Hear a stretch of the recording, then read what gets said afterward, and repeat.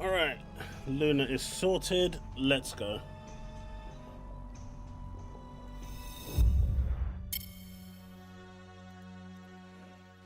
Alright, folks, how's it going? I'm alive, Susano. I was just changing Luna's bowl. I just checked before I started thinging. There was very little water in there and stuff and food, so I just replenished that before going live. How are we all doing, folks? We'll be drifting in and out since Liverpool are on telly. What? Are you saying Liverpool are more important than me?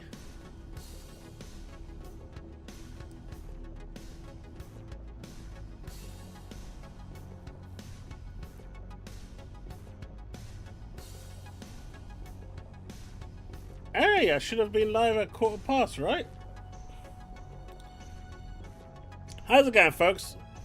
It's been an interesting week, though.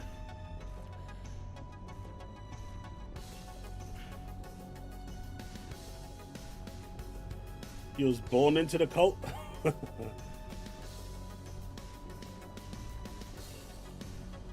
I don't understand why. I saw the thumbnail that Dreamcast guy said PC is dead, but I don't really understand why, outside of the rising prices.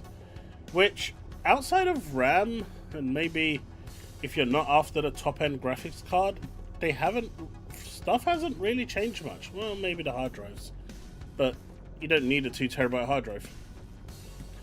It's nice to have, but you don't need one. I don't know, I recently just rebuilt most of my PC with the exception of the graphics card, and it wasn't too bad. New processor, new motherboard, I did get some RAM, got a new cooler, and overall it wasn't so bad. Exclusives all the way. The Gaming Legend. Exclusives all the way. Thank you for the 2, dude. It's an interesting question though, isn't it? Whether you want to go exclusives Let's put the music down a little bit. Whether you want to go exclusives or you want to go Game Pass, there definitely is a massive split in the camp for this. I'm gonna do a little poll. I'd like to see what people's views and things are for this, because it's interesting. Because I don't get a straight answer from most people.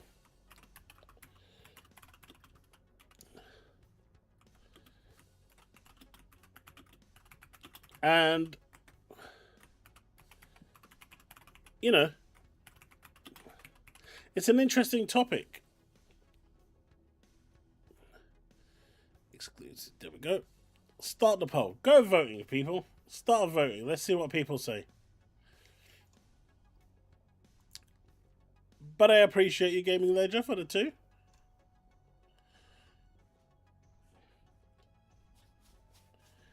Nvidia are pulling the plug on some 50 series GPUs. Which ones? I know they've slowed down production because the graphics cards aren't selling. So I get that. But what are they actually pulling the plug on?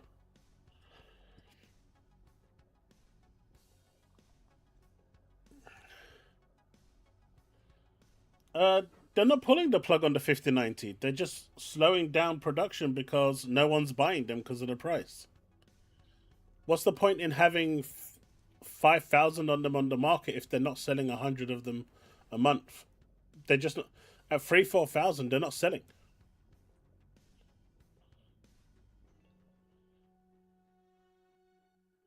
I mean, that makes business sense, right? There's no point in wasting. I mean, don't forget, if they make all of those graphics cards, then they're kind of using what little memory they have already.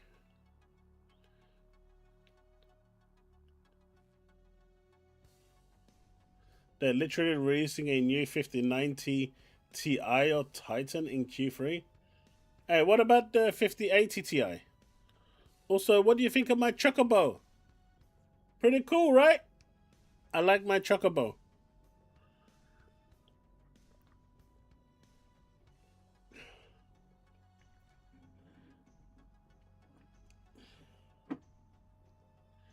I mean, Nvidia right now are having their cake and eating it, right? They're saying, hey, listen,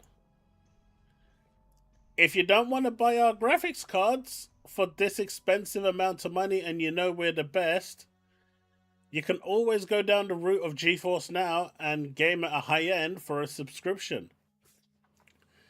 And so Nvidia has tackled both ends of the market. So yeah, Nvidia are kind of in a really shitlord position right now where they're abusing both sides of the market.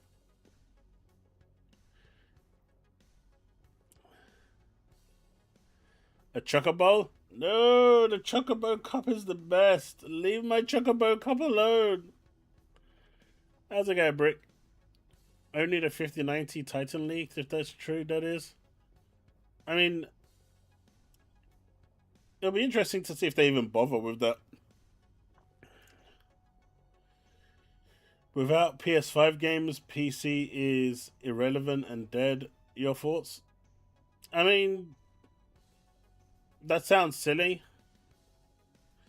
And if the news of Half-Life 3 is real, and they're waiting for the Steam machine to come out, Half-Life 3 will break the internet more than any other game on this planet.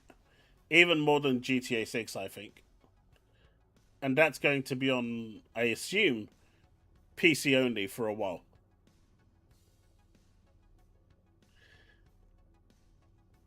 Jensen alone. Hey, look, we saw what happened to your last BFF, Philip. Don't let that happen. We don't. You know what? Actually, since we saw what happened to your last BFF in Philip, I think you should go ahead and start promoting your new BFF, Jensen.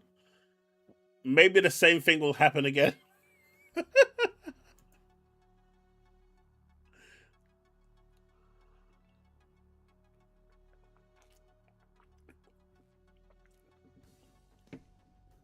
because that will help. Half-Life 3 will help shift the Steam machine.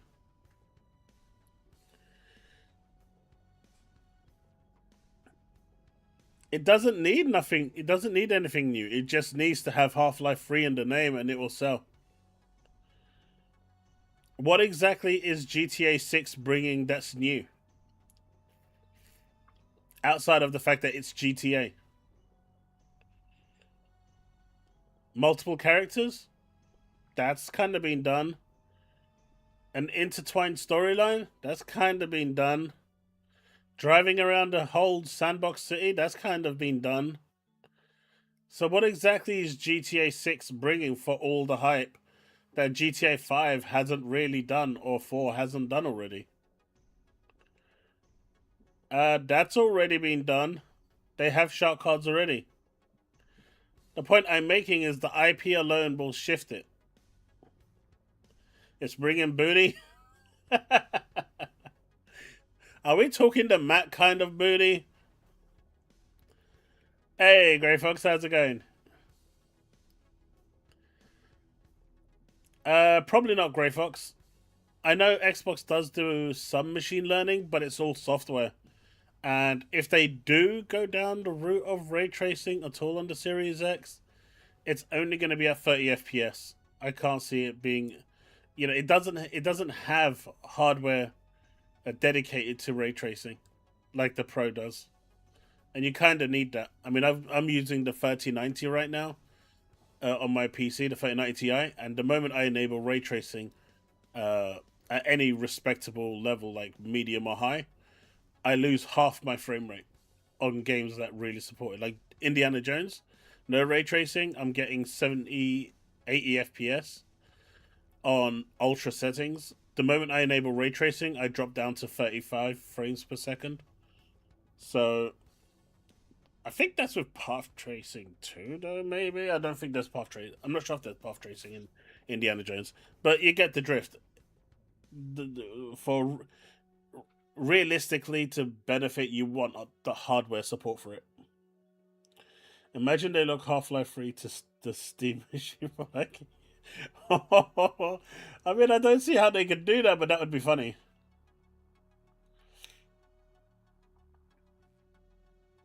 It's very minimal, Steve. It's like, I think it was,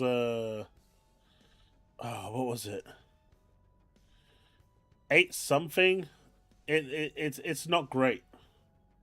It still needs to use the software.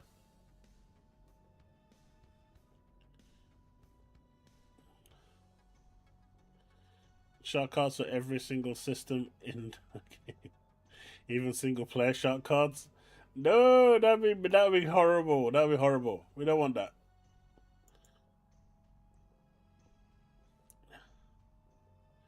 Hey, anime, it's all about the waifus, man. All about the waifus. All about the waifus. Have you seen the controversy that's come out because of Resident Evil Requiem with the whole virtue signaling camp? It's been pretty impressive to watch. They've literally come out and just made themselves complete hypocrites. And I am here for it. Absolutely here for it. They have literally just turned around and just made themselves look so stupid.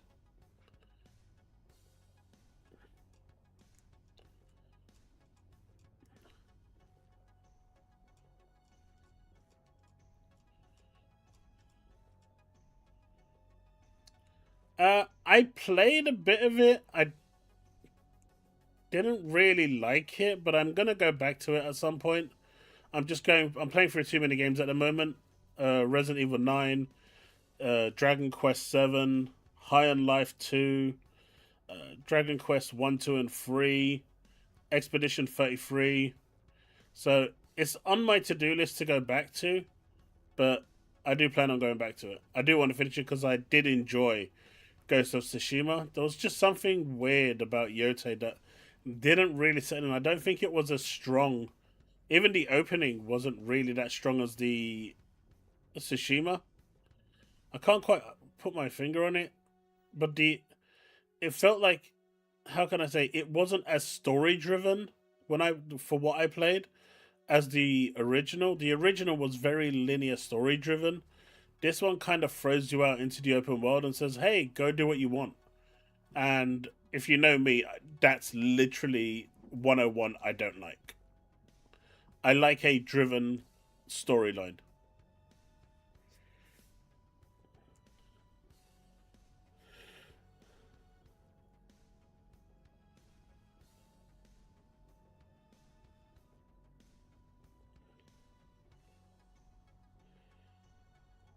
You thought they had Half-Life 3? Wait, who?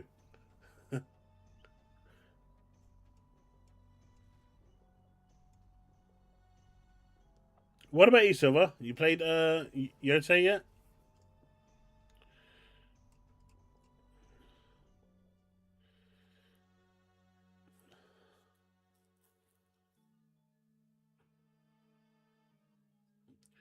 I can only be the judge of that gaming ledger once I finish it. I haven't finished it. I'm only going by what I've played so far. So once I finished it, I'll kind of have a better idea of what's what.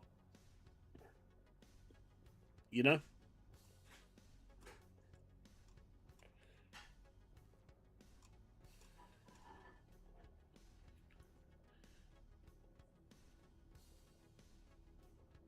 I'm not gonna say it's a trash game simply because I haven't finished it. I haven't seen the story, and I'm probably about 1/5 of the way through.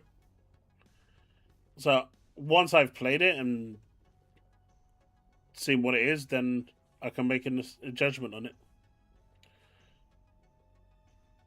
Like for example, with God of War 2018 and Ragnarok, I think 2018 was a superior game.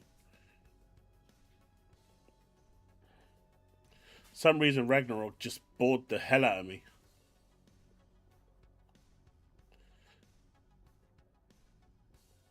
Oh, when is it your birthday?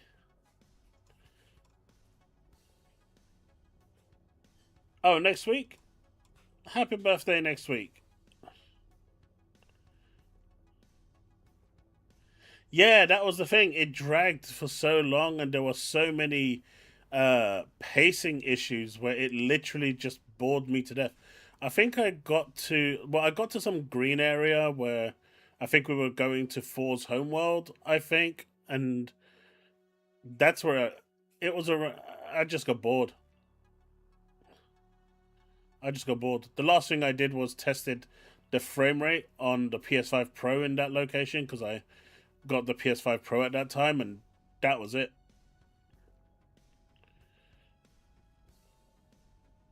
Hey, Sirius, how's it going? Nvidia have broken hotfix driver Intel are going back to unified. It's at this point, it's not even Nvidia breaking drivers isn't even news anymore. It's just expected outcomes. Uh,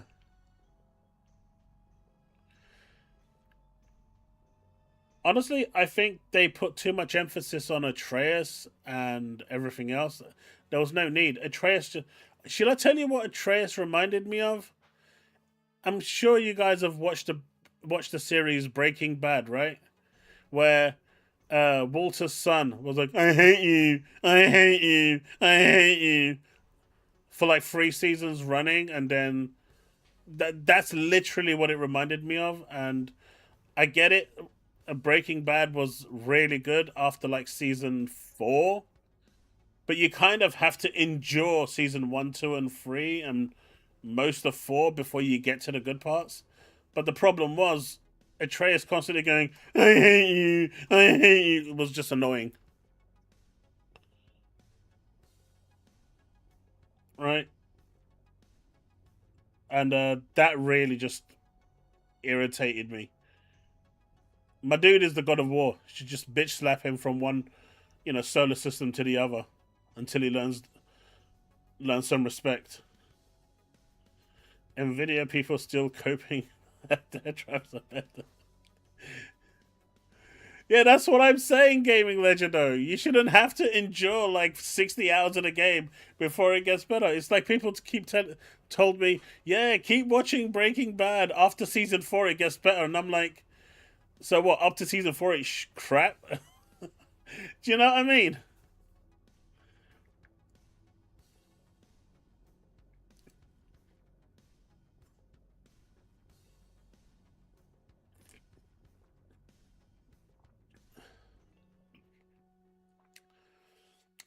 Good old King Joffrey.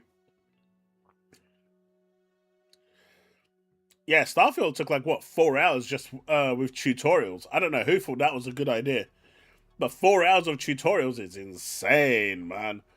People usually just get after about half an hour of tutorials, you should be done.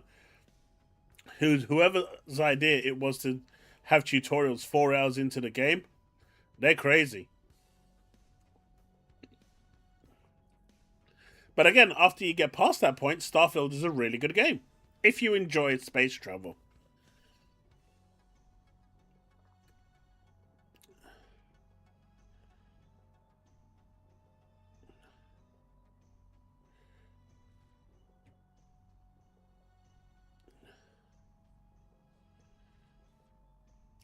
Starfield gets better after 15 hours. Uh, I'd probably say 10, 15 hours, yeah. I'd agree with that. Because at that point, the game opens up, you start to learn new abilities and new skills. You understand the mechanics of what's going on. And, you're exploring a lot more and you kind of learn how to jump from planet to planet a lot easier, get to places that previously you couldn't get to because you just don't have the distance to jump. So I kind of agree with that. But at least you don't have to watch 4 seasons of a series for it to get good. We're talking 20 episodes at almost an hour an episode. You need to watch 120 hours before it gets good. 15 hours is a lot better than 120 hours. Just gonna put it out there.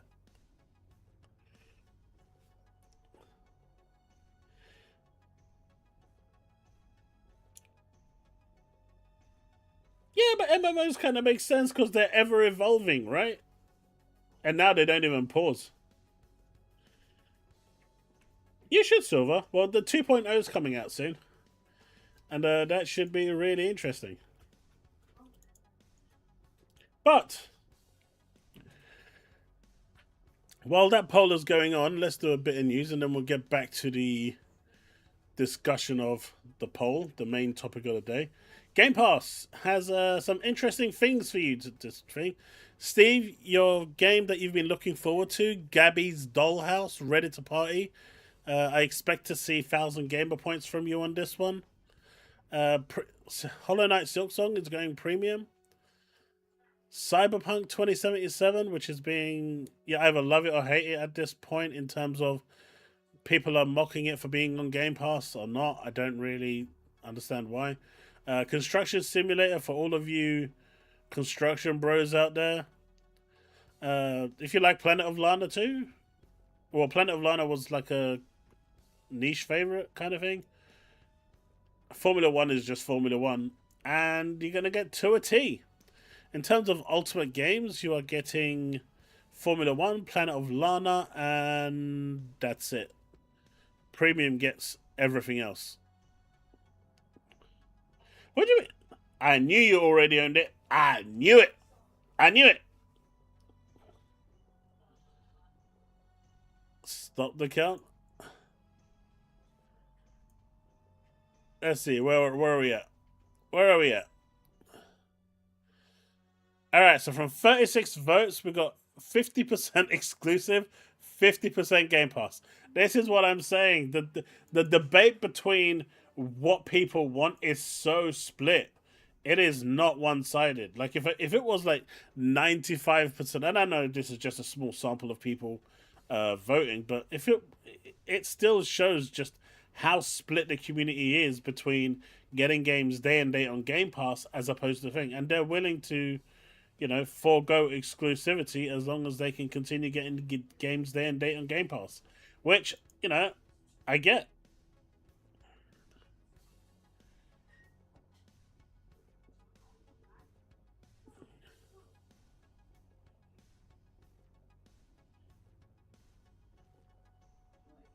Wait, yeah, wait, could you actually buy the Cyberpunk Series X? Or was that an Xbox One thing? Well, here's the thing, right? Because you can't you can't have exclusives and Game Pass day and date at the same time. They just won't work, right? True exclusives and Game Pass day and date, it can't work. Money has to come from somewhere. These studios need revenue, right? And they're just not selling enough to offset the Game Pass cannibalization. So the only thing at that point that can happen is day and date games will no longer be there on Ultimate, and it'll be there after 3 months. Premium will get them after a year, and then they're going to replace the day and date's value either by reducing the price, which, let's face it, isn't going to happen, or they're going to introduce what's currently being rumored around at the moment, which is why, you know, all of this kind of seems to be floating around right now with Microsoft Realms, World of Warcraft subscription, all being bundled into the Ultimate package.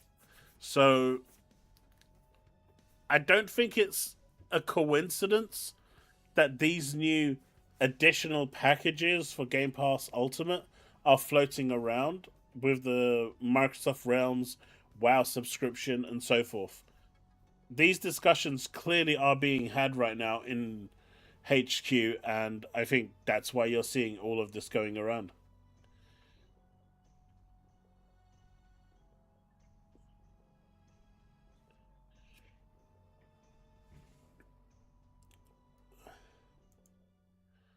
It is console only. You're right. I never noticed that.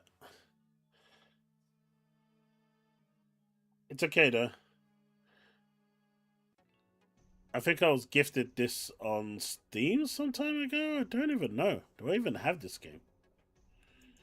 I'm pretty sure I have it. I remember not playing it because it was. Yeah, I do have it.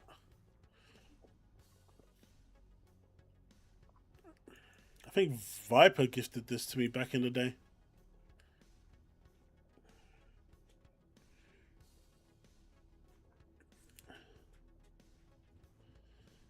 And let it rot and use Microsoft. I mean, I'm guessing if it's not used at all, then those realms will probably have an expiry period.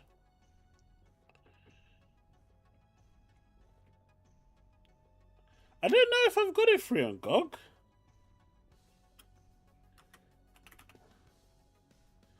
I was actually playing around with Armory Crate today on the Xbox LIX.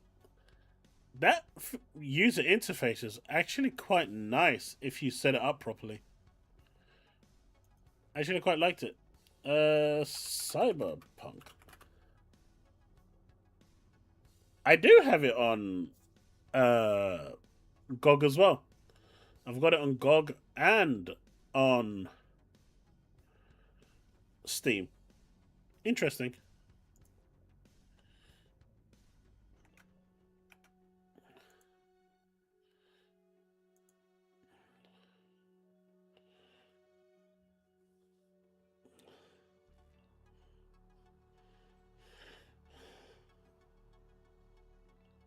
Was PC dead? PC dead. But yeah, I think that's the big thing with the exclusivity situation right now. It's so split. I don't think people want to lose day and date gaming on Game Pass. Honestly, I think that is something that people just will not uh, sacrifice. But in order to not sacrifice that, you know, something else has to give, and that's exclusives, whether people like it or not. Which I'm not against, right? If at the end of the day, if that there's a reason why, you know, things have happened the way they've happened.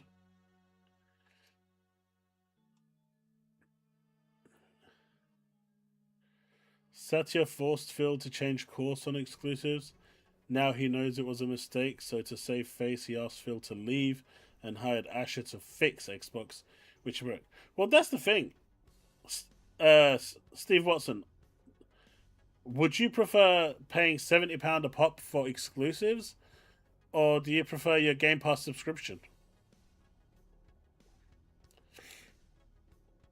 Remember, you can't have both. One of them will stop. Hey, Bold Alpha Wolf. How's it going, my dude? I'm alright, man. Just feeling a little under the weather today.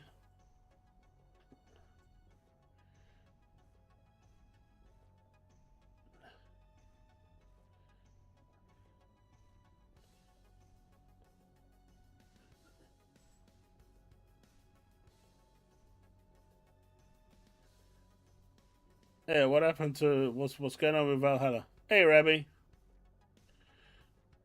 I didn't like Valhalla. Isn't that the Viking one? I tried to steer off course at the beginning and it said no, your memory can't go this far, so I traded it in.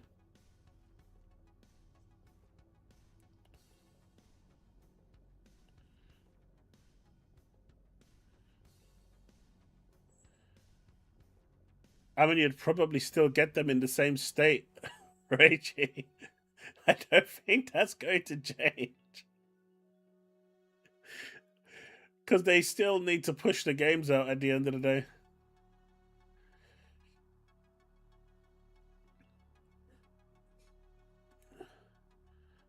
Exclusives isn't the way. I think Game Pass free? What, day and date free gaming? So how do they make money? I don't think they could ever get away with that. I'm good, Rabbi. Yourself?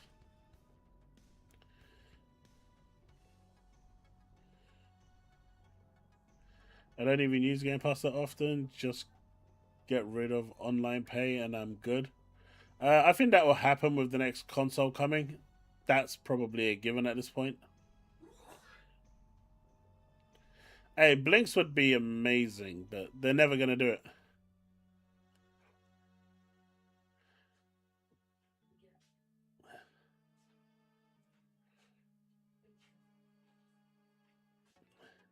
Hey, Icepick. I think it's a nice broad selection of stuff coming. Right? I think there's something for everyone here, which is cool.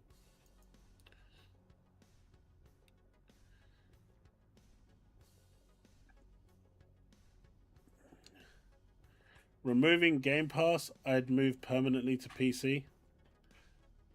I mean, don't you like game 99.9% of the time on your PC?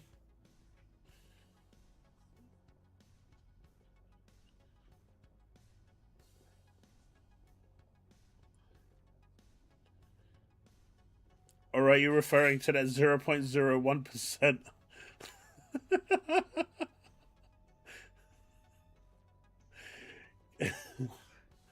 Keep day one Game Pass and have Chaos do a hot tub stream each month to offset costs.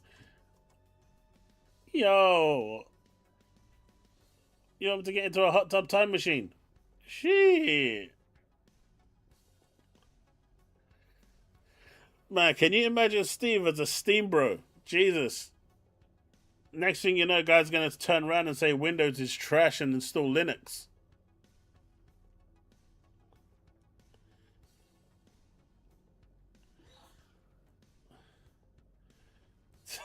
So you already are 100% PC. What are you talking about?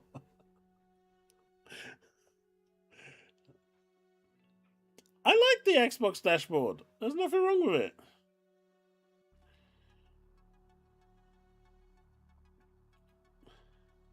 Yeah, I think the whole exclusive and day one Game Pass thing is very, very split. And that's the key here. I think you know, Xbox are gonna have to be very careful in seeing how they approach this, because no matter which way they go, half the community I feel is going to be alienated.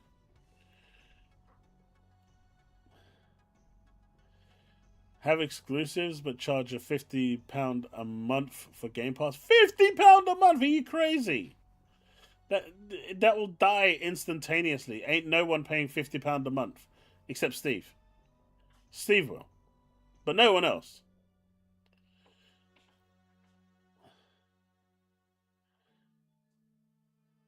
I mean, I know there's a drive at the moment from the community to. I mean, they don't even care about Fable going to PlayStation. They just want Halo not to go. Halo is the one that people are feeling very strong about. I can see why though.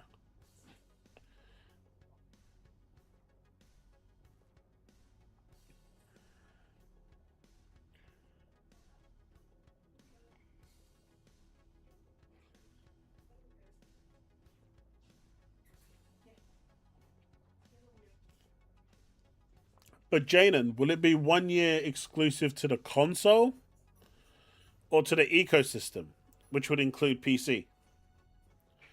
And if we're talking the ecosystem, would you make it 1 year exclusive to the Xbox app on PC only, where it probably isn't going to sell at all?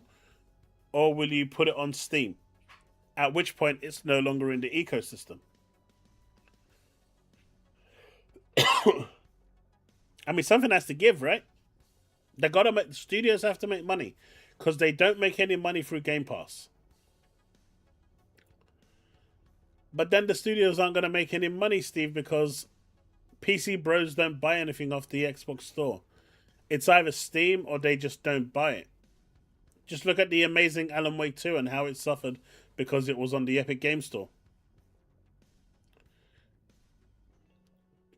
If it's not on PlayStation and only not on PlayStation, that's not going to help the console in any way, shape, or form.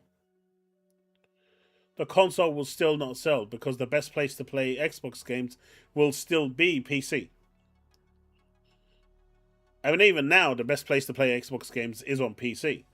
But if you want to sell the console, it has to be the best place to play. And if you continue the ecosystem, it's no longer the best place to play.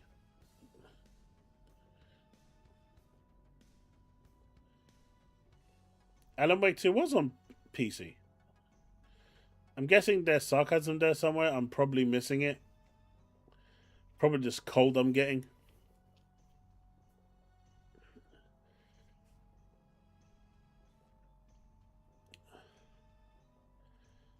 It's either going to be true exclusive in order to sell the console, or if you're going to put it on the ecosystem, the console is going to suffer incredibly. And at that point, what's the point? Xbox already chose Game Pass over exclusives. Yes and no. That was the direction that they went down, but they can change. And I think that's what's being discussed at the moment. With their I don't have time to explain why I don't have time to explain, where the plan is the plan until it's not the plan. You see, they decided to look up quotes from Destiny and then came up, hey, look at that one right there with a stranger. That actually makes no sense whatsoever. We're going to use that, reword it, use Copilot to come up with a new catchphrase, and we're going to go with that one. And that's where they got the plan is the plan until it's not the plan, which absolutely means nothing.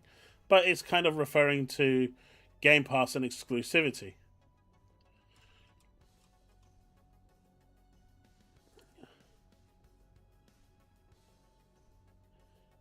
Rabbi, that's what we're talking about.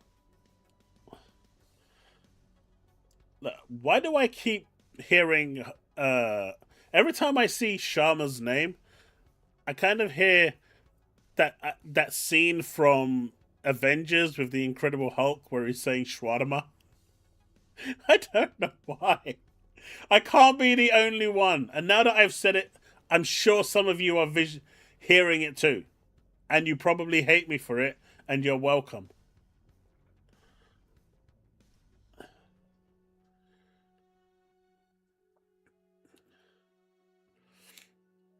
I mean, it can be a PC, but it could be. I mean, it's supposed to be a hybrid, right? Semi-custom SoC is going to have the ability to run native Series X games. Maybe the Series X Pro will come out of that. We just don't know, right?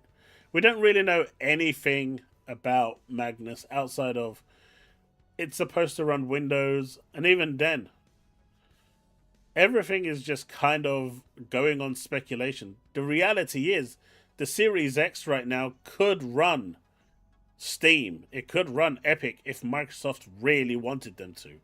All they need to do is just release an update and do it, right?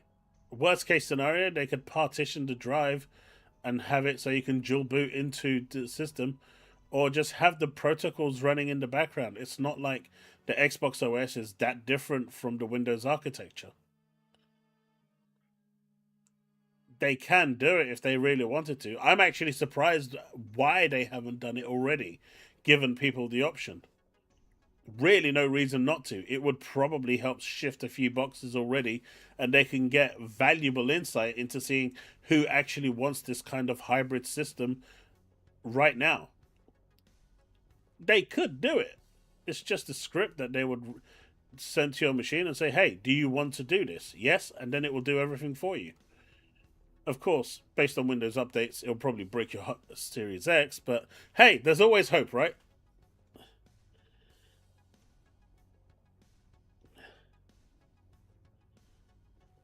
You don't want timed exclusive?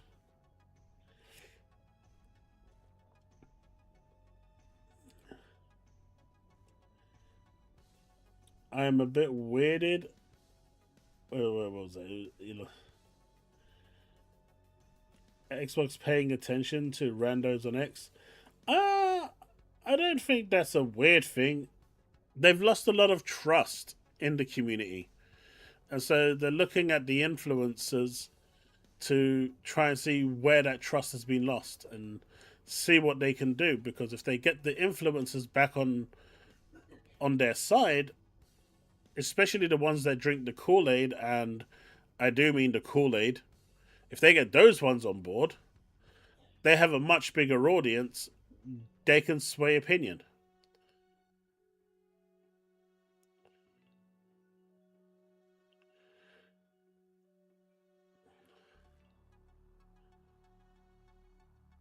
Ghosty breaking out the crystal. What did he say?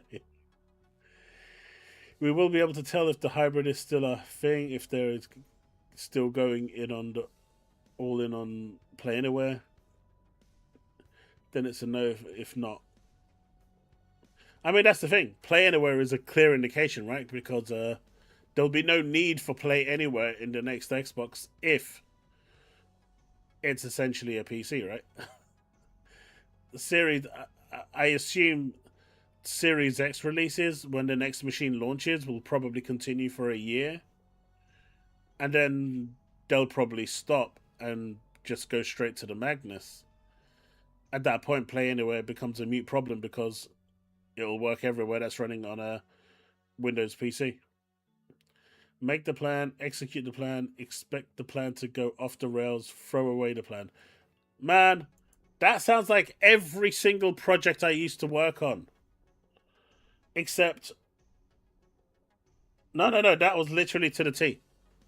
That was literally to the T. That is exactly how every project I ever worked on. We made a plan of action. We executed that plan of action. We gave up expecting it to go off the rails because it just always will because of client expectations. And then we threw the plan away and just hoped for the best. I see how this works. That is a very good assessment. It almost feels like you've kind of gone through this motion, Ghosty. You've lived through it multiple times to the point where you've perfected that cycle of disappointment.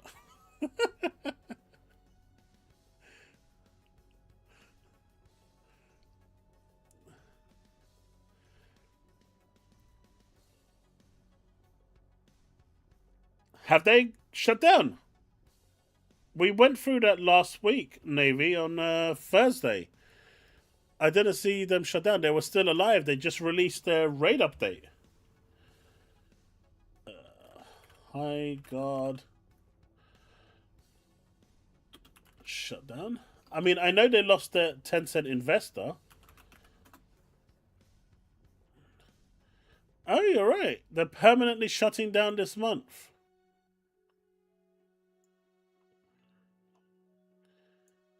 Yeah, because we went over something similar to this last week, so we do go over all the news. Let's have a quick look. Highguard is shutting down this month, another victim of publishers chasing success of games like Fortnite. No, it just wasn't a very good game. Another high-profile live service game is shutting down. You know what? Oh, if I do this, it's going to break this. I can't. Launch this time. It's free to play. Developer Wildlight Entertainment says that even though Highguard reached 2 million players, the game will be shut down permanently. See, this number just doesn't mean anything if people aren't sticking around. That's less than 2 months after the game debuted on January 26th. So which lasted longer, Concord or Highguard?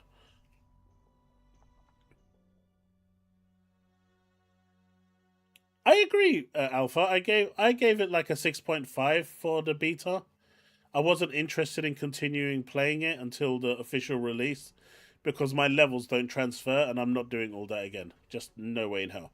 So I played it for about an hour and a half, 2 hours. I saw what it was. It looks alright. It actually piqued my interest. So I'll check out the retail when it comes out. But there's no way I'm going to continue playing it in beta form when my progress doesn't transfer. And I feel like a lot of people felt that way. So we'll see what happens when the game comes out. Despite the passion and hard work of our team, we have not been able to build a sustainable player base. Like, if you had hot waifus, you would have had a sustainable player base. I think this much is clear. Hot waifus and some husbandos for those that like it, but clearly more waifus. I mean, there's a reason why Overwatch is really popular, right? It's definitely not the game. Before the game ends for good, it's getting one last update, either tonight or tomorrow, that will add a new character weapon among other changes. It's an abrupt end for Highguard. Welcome to Highguard.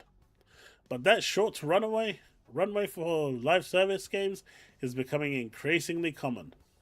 I mean, there's a game at the moment on the gacha scene, very, very borderline when it comes to waifus and stuff. It's called Snowbreak, I think, or Snowpeak, something like that.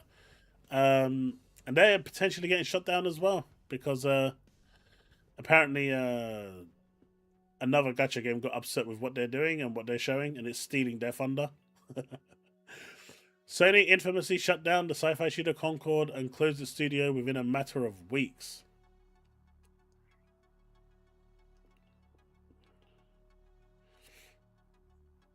That's in my list to talk about, Susano.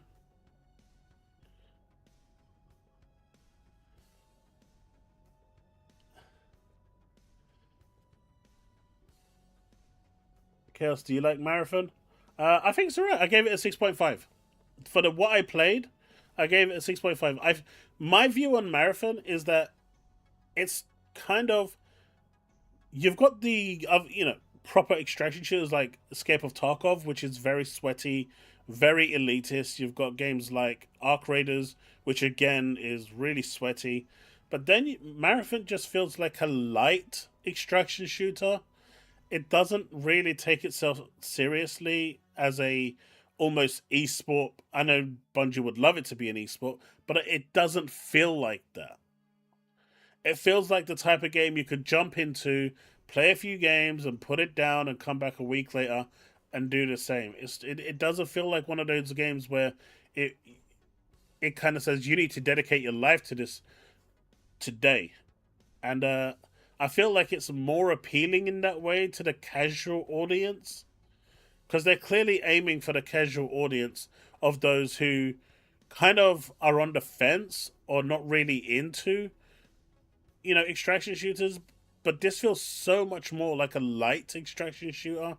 The gunplay is good because it's Bungie. Bungie really hasn't failed in the gun department. So I think it's all right. I have criticisms for it. The UI sucks. You know, the menus are terrible. It's clearly been done by a designer. The maps are way too big. Uh, your health is like made out of paper. But other than that, it's just you know, it's not great and it's not bad. It's kind of sitting in between. So I think like a 6.5 is fair.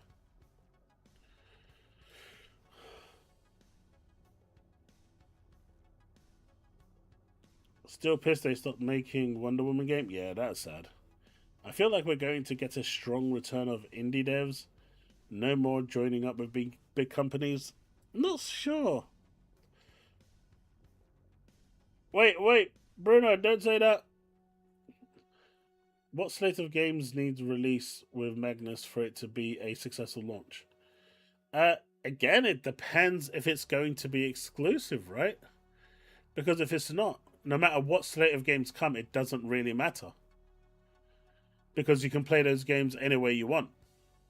But if they're going to be exclusive, I suspect the next Halo that's going to land there should be exclusive. The Blade should be exclusive. Elder Scrolls 6 should be exclusive. You know, these will shift the device. Exclusives sell the platform. That's the bottom line. But if you don't have true exclusivity, it's not going to sell the platform.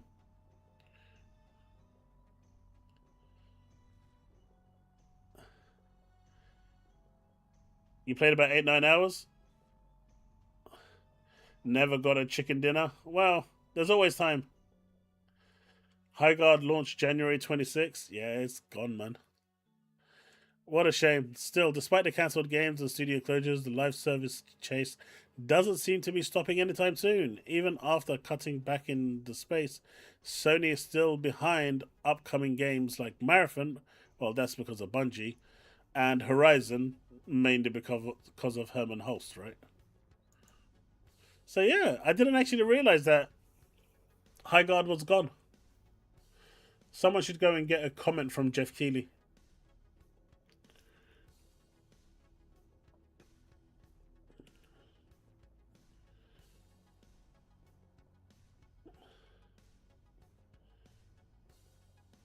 Strong words there by Gorsty. He's full on attacking. What's going on? What is...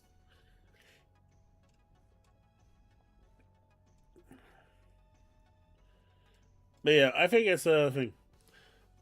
It's weird. I mean, it's a shame that people are losing their jobs, though. So you know, that's never a good thing.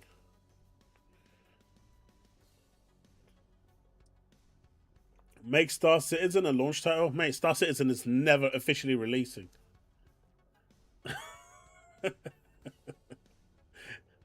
Star Citizen is never officially releasing. They've been talking about Squadron 42 releasing for donkeys.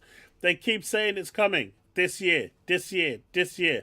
It ain't ever happening. Although I would love to see Squadron 42 finally come out.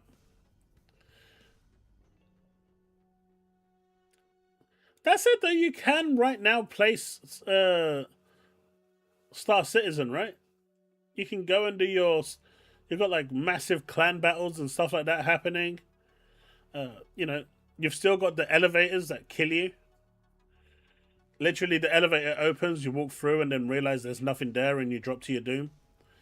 You've still got the moments where the servers blip for half a second, and all the ships disappear, and you've got raining players all to their doom. You've got the situation where you're flying in warp speed to a different solar system, and suddenly you get flung out of your ship from being in.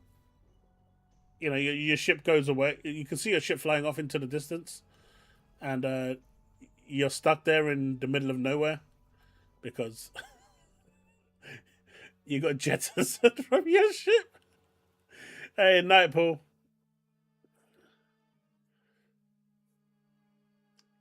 But it's still a fun game, you know, a fun experience, and so I think you can get involved in Star Citizen for as little as like $30, right? That's what I was asking, Weapon. What actually lasted longer? I don't know.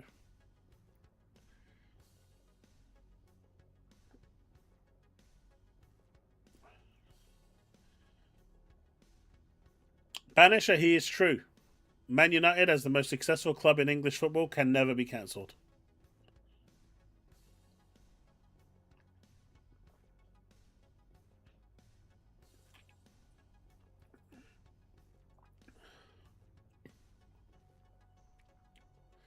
Microsoft ignored the people, and they were always stepping on brakes. Good luck trying to bring back the Xbox. I don't think they can. The ship has sailed to the sunset. I think that's a good, that's where a lot of people are currently.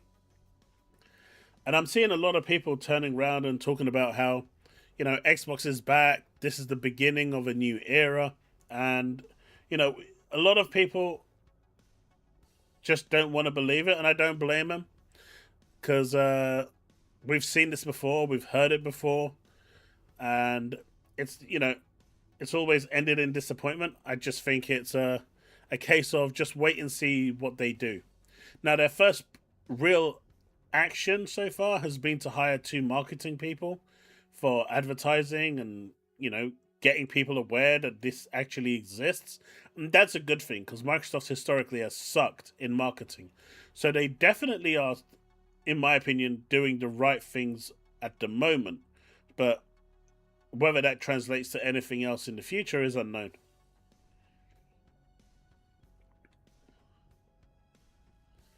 We're still the biggest club in Manchester. We beat Crystal Palace. We're still the biggest club in Manchester. We beat a team where the city is, they have their palace built from crystal. And I can say that because if you don't live in the UK, you will believe me.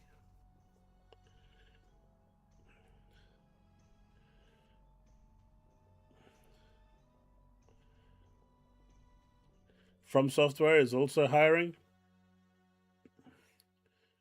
That was not dodgy. He had his hand all over him.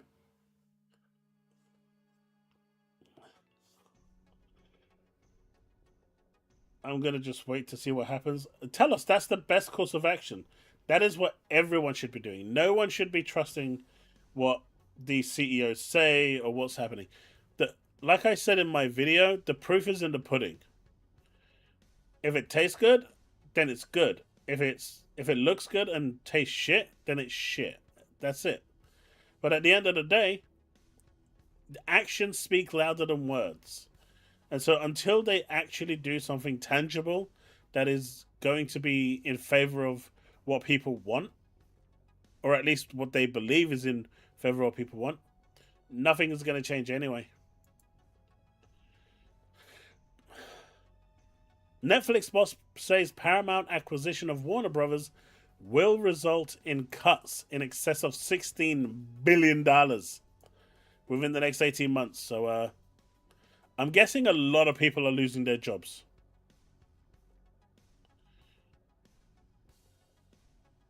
Which is unfortunate, but a lot of people are losing their jobs. My ex BFF and my new BFF are wholly trustworthy. Uh huh. Uh huh.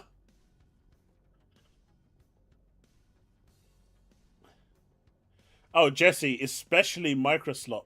That has Microsoft so annoyed.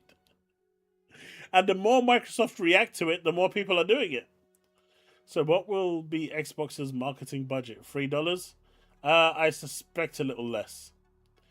Dude, like I said, here in the UK, where I used to work, we did the marketing. Uh, sorry, but the marketing website stuff for Hellblade 2, and they came to us with like almost no money whatsoever and said all we can do is make banners, which if you're using adblock you will never see anyway. Banners are like the worst form of marketing there is, and that's all they were doing in the UK. In terms of agency advertising, it was pretty pathetic.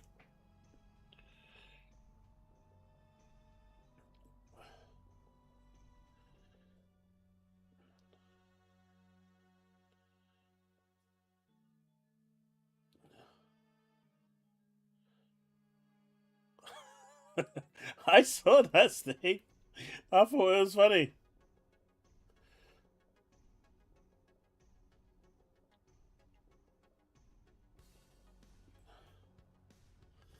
I mean, I'm surprised that Paramount was able to pick up Warner Brothers. I thought the trade commissions would have stepped in and blocked this deal. It's just making Paramount way too powerful, right? But hey, all Paramount have to do now is buy Netflix or whatever, buy Hulu, HBO Max, and then you kind of got all the services under one roof. And then they'll probably charge you like $100 a month to watch everything. But hey, at least it'll just be one app, right?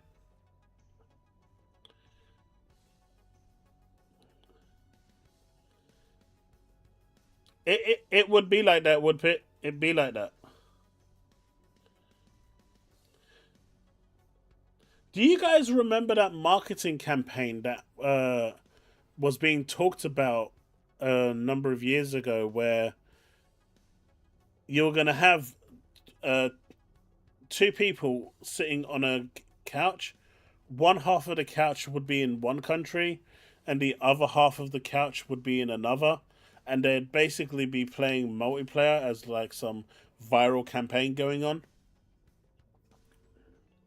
Do you guys remember that campaign at all? I don't think it actually went through. Actually, I can't remember if it went through, but I remember because we were working on that campaign for a while, because it was what Microsoft wanted, and I don't really know what happened after I came off the project. I never really inquired about it, so I don't know if it actually even made it out after we showed the client what it was and how much it would cost to get everything up and running. But yeah, interesting times. Hey, Paris, how's it going? Paramount overspent and took on too much debt. This is why Netflix walked away. Yeah, Netflix walked away from this. Uh, Warner Brothers turned around to Netflix and said, "Hey, this is what they're bidding. You want to bid higher?" And a part of me believes that Warner Brothers and Paramount were in it together to get Netflix to overpay above the odds. And then when I don't think it really worked out when Netflix walked away. They were like, oh no, oh no, this was not how it was supposed to go. But yeah, I think Netflix did the right thing in walking away. That is way too expensive.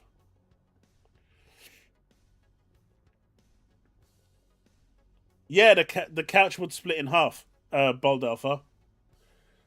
That came out from the the office I worked in,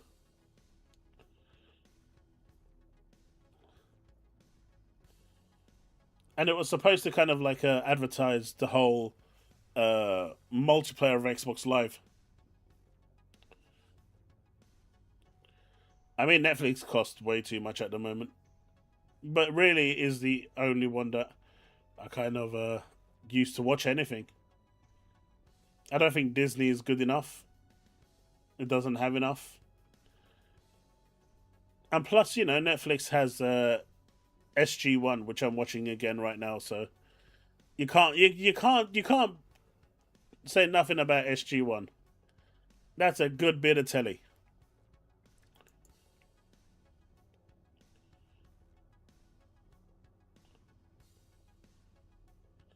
Let me make sure that this is all set up correctly.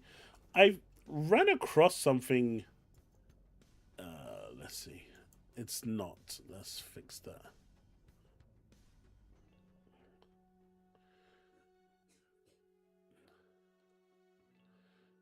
I guess it's going to be that. That doesn't feel right.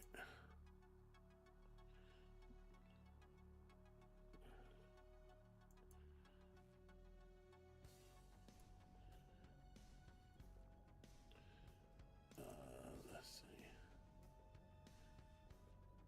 Oh, it is. Okay.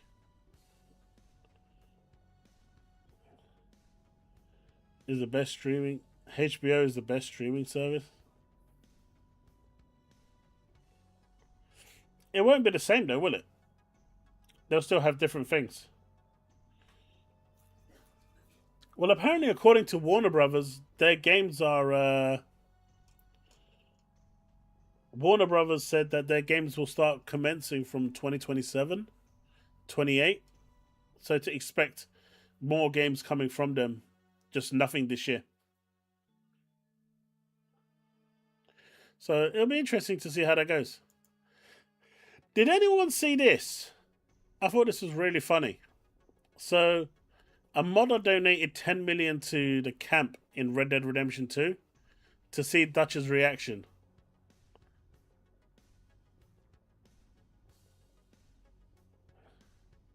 Has anyone seen this clip? Because I think it was hilarious.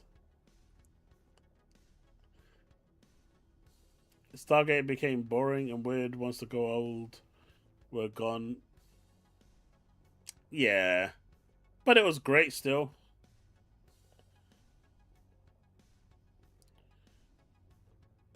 Yeah, check this out.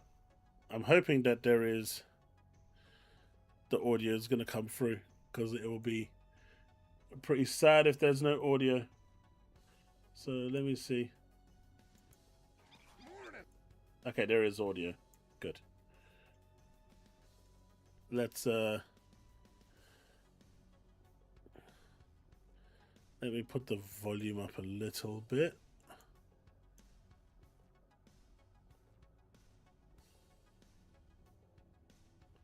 This was funny. I found this. I thought this was hilarious.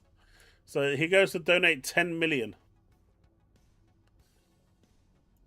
Morning, my good man.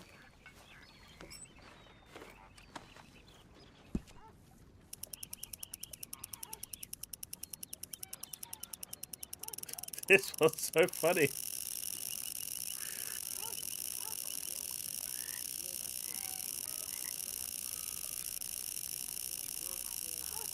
Hey, Gamer Jesse. Just some random dude donating $10 million in Red Dead Redemption 2. Arthur. People are talking. You stopped. You stopped working for us all. How'd you mean? No money in the box for ages. Come on. Morning, my good man.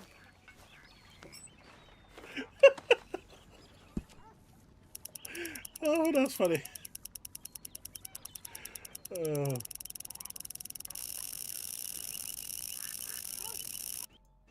How'd you mean?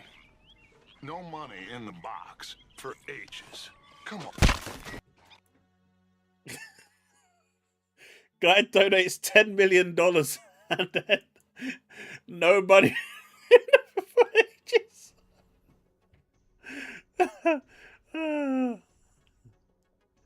I mean, that's literally supposed to be his character, right?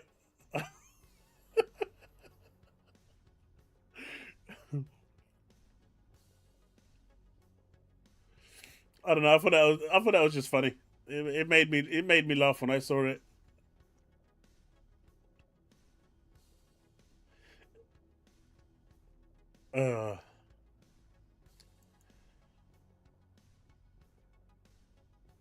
Is this year, which is Warner Bros. It's technically Lego, not really Warner Brothers. So apparently Microsoft has filed a patent, which everyone is going crazy about, right? For an AI-assisted Xbox feature. It would let AI, or trained human helpers, briefly take over your game when you're stuck on a tough part, such as a hard boss or puzzle. They aim to replace pausing the game and searching YouTube tutorials, making games more accessible. Now the problem is, this would be news, right? Except it was filed in 2024, because I remember reading about this not that long ago. And then PlayStation has literally virtually the same thing, which was filed in 2025. So why is this news again? This was filed ages ago, and people are just talking, trying, they've run out of things to talk about, so they're going along. They just have to regurgitate old news and try and get Xbox hate going again. I know they did. They did it in 25. This is the patent right here. I mean, the only one that hasn't done it is Nintendo, but I think since Microsoft did it in 24, PlayStation did it in 25, I suspect Nintendo is due to do it this year, right?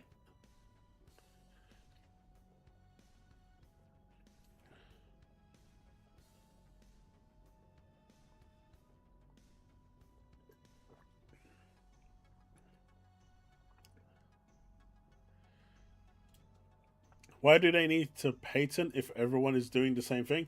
They're doing it in their own unique way, right? So if someone tries to use the same thing, they have to pay royalties in order to use that system.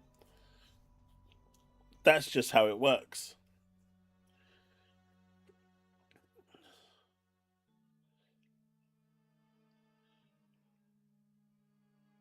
That's literally the whole reason why you do patents. I mean, just look at Nintendo. They sneeze and do a patent on how you sneeze so they can sue you the moment you sneeze. And if it's remotely close to the way they sneezed, they'll have you. They'll have you. They'll send their goons around your door and say, "Look, mate, you sneezed. That's it. I'm sorry, but we're suing you."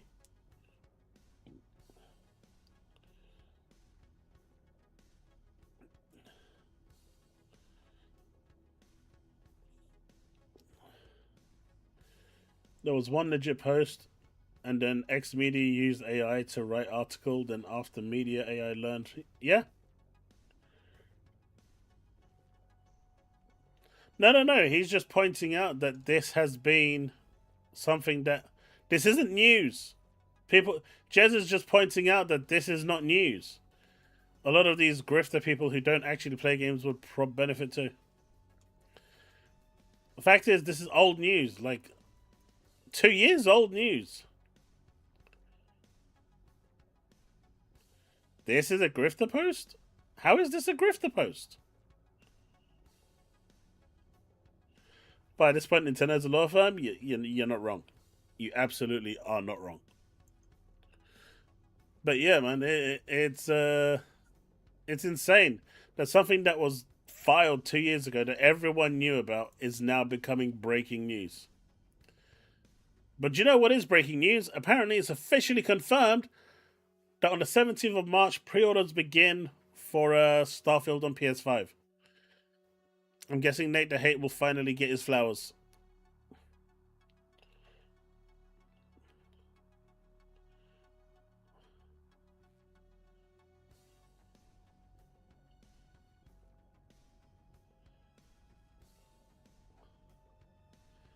I don't understand what you mean, Susano.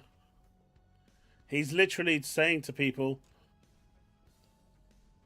this patent was available in 2024. PlayStation has a similar payment. Don't listen to the people that are making it a big deal right now. How is that grifting?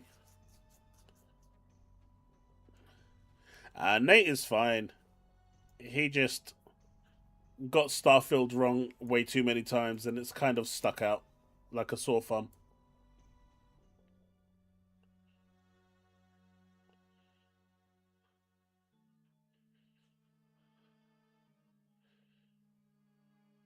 Crazy to think if Gakpo had been sent off.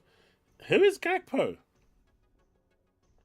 When is Sega going to show their all cloud power new games? Byron, no one really knows.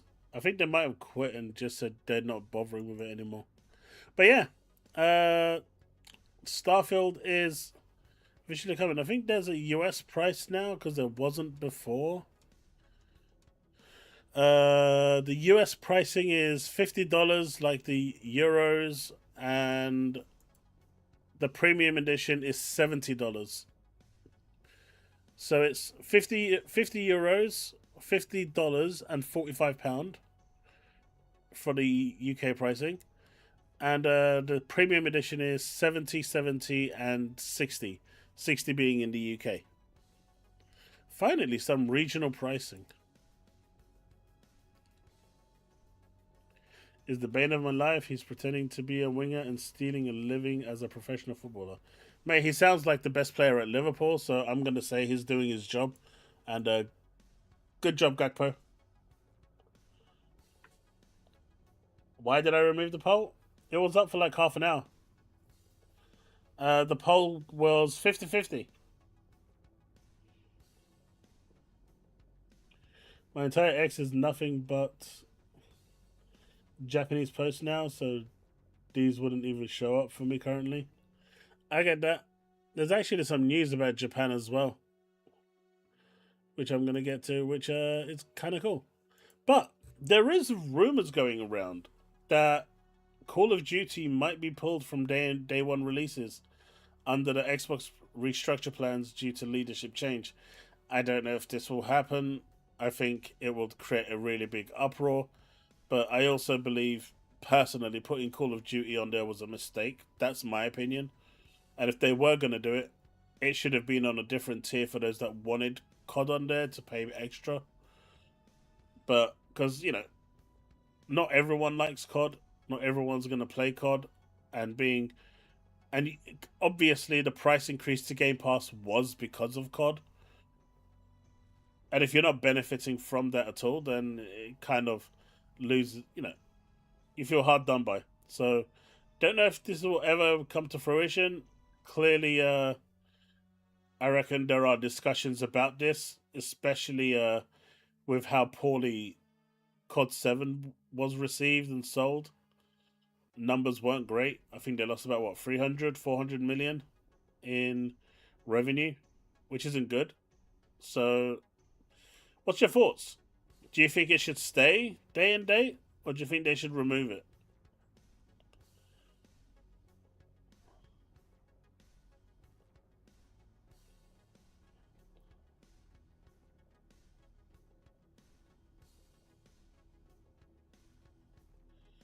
Love when they say they lost money with COD. I mean, based on previous sales, revenue has gone down. So, yeah, I mean, you you can't lose what you don't have, but based on historical sales, they were down. What money they didn't own them before everything else going is what they didn't have previously. They lost nothing. Yeah, but you understand the principle that's being said here. You change a variable, your expected revenue goes down by 300. Clearly, the variable had a role to play. You're a businessman, you understand the logic.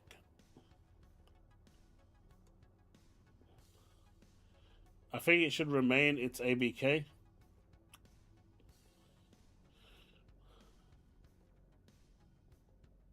COD 7 felt too soon. I think it did. But I also felt like they could have done more. I think they kind of need to move away from the campaign. Like the Call of Duty 6 campaign was really good. I didn't like the open world area, the one where they took from Warzone. I think that just wasn't needed. They could have just kept it almost linear to pass through the storyline. COD 7 storyline, but the campaign was decent. It wasn't great, but it was decent. I enjoyed it.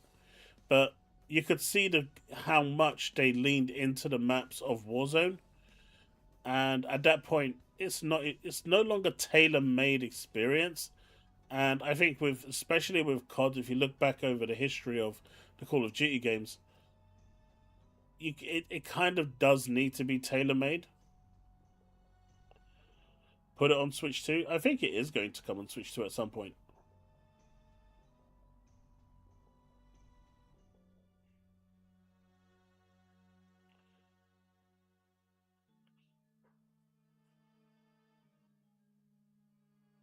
And they made more money than ever before in Game Pass since COD went on it. Black Ops 6, sure, but what about Black Ops 7? We're talking about Black Ops 7, and even Black Ops 6. How many? You saw a spike in Game Pass subscribers with Black Ops. I think like 3 million subscribers. How many of them retained? There's a lot of factual information that we don't have outside of the one where they've come out and said that they lost 300 million.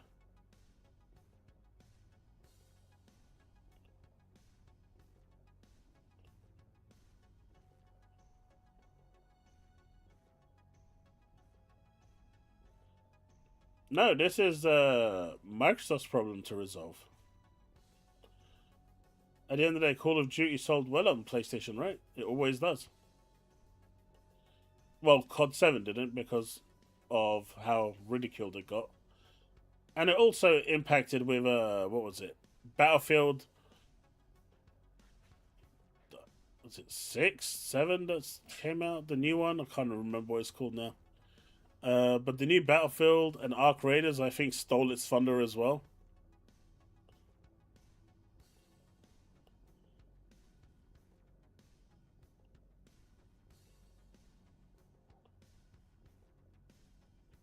I don't know. In terms of I'm a campaign person, so in terms of campaign, I'd probably say it doesn't stack up to the previous year's campaigns. Personally, Zombies was alright, but I'm not a zombies guy. And in terms of multiplayer,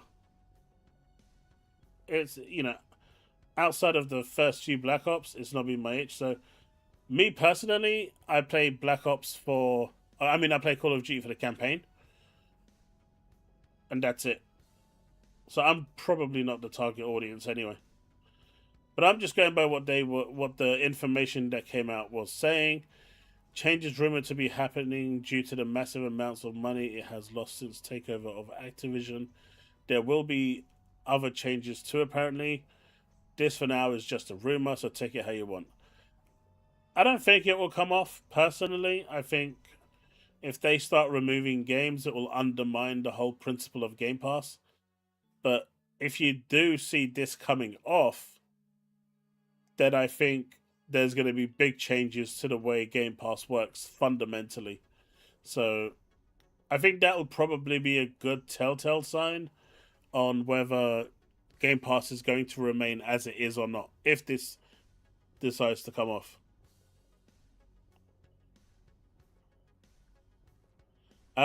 Jesse, that's exactly what that's literally what I was talking about. At that point, you're gonna see fundamental changes. The whole purpose of Game Pass is that every game is day and date that is made by by the Xbox team.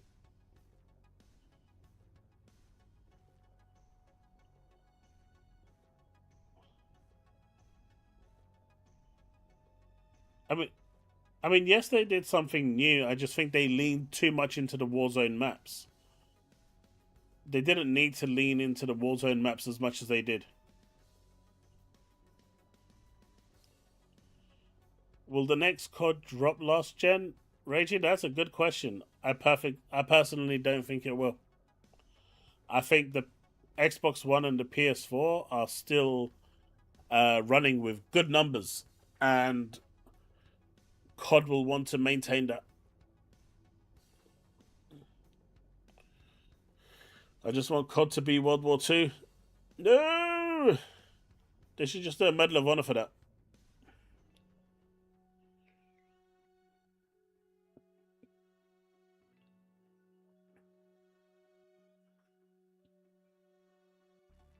Ready or Not was cool. I mean, I didn't buy it, but it intrigued me.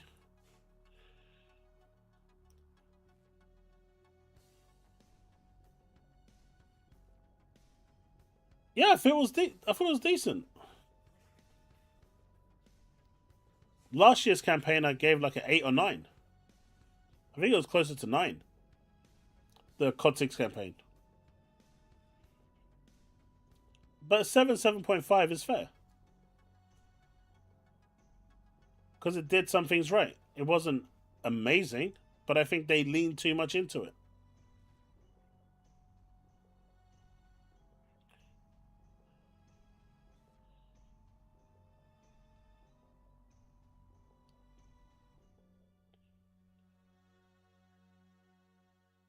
That's what I said. I said it's not great and it's not bad.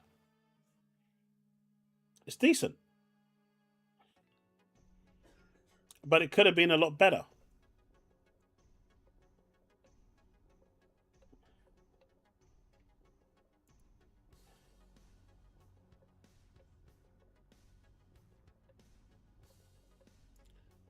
You know? Nah.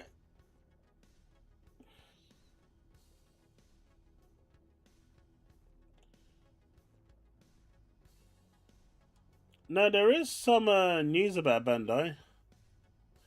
Woodpit, you think it was a 6?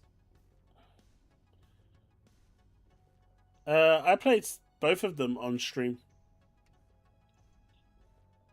I played both on stream.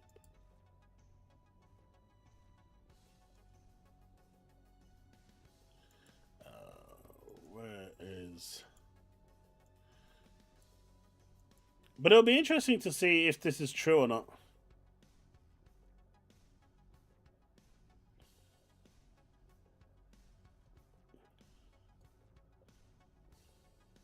So, time will tell.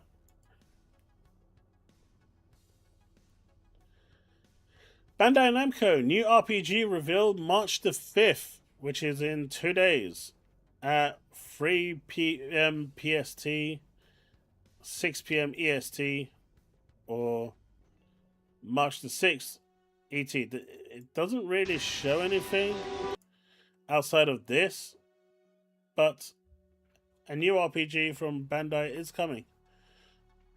I don't know who that is.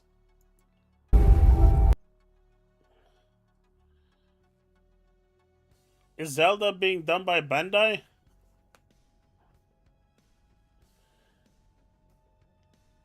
Yeah, Nintendo's buying Bandai Singapore, but they're a support studio, right? They're not really a game.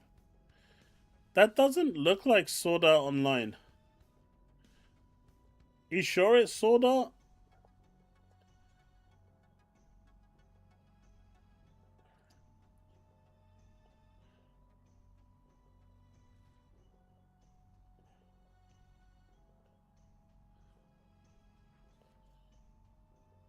The tower in the background?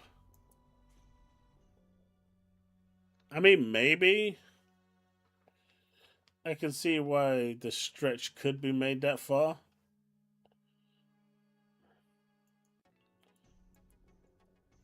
But this wouldn't be Kirito. Who would it be? See, I can see the Hack series more. I can see definitely the Hack series more. But didn't that kind of end with the GU series? The GU series where the original Avatar was going around murdering everyone, even though he no longer played online. Probably massive spoilers, but hey, the game is old. Goblin Slayer could be one. Yeah, SAO doesn't fit it for me either.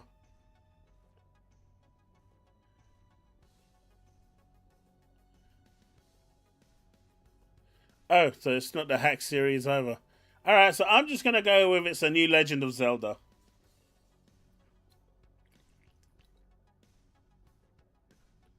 Since Nintendo can't be bothered to make a new Zelda game, Bandai Namco have decided to take it upon themselves to make a new Zelda game.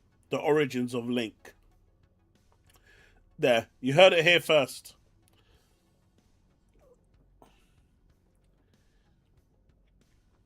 Legend of Link.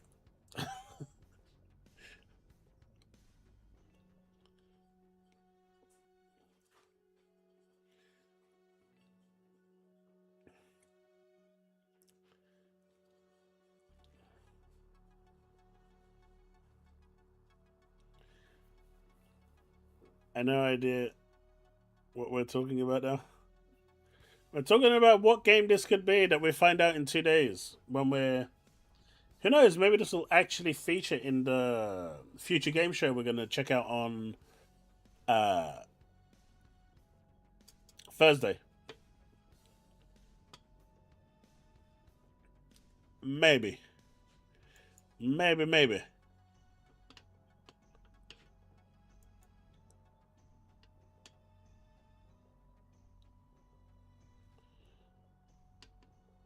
We'll find out soon enough. So apparently it looks like Capcom is never doing PS5 exclusivity again. Capcom states that PC makes up 50% of total units sold. They expect this to grow further in the future. And the new PlayStation narrative now is, at least from what I'm being hearing, from what people are saying, is that the only reason that it is PC makes up 50% of the total units is because of Humble Bundle. Yeah, I'll let that simmer in for a few seconds. A charity drive is the reason why Capcom does 50% more total units sold.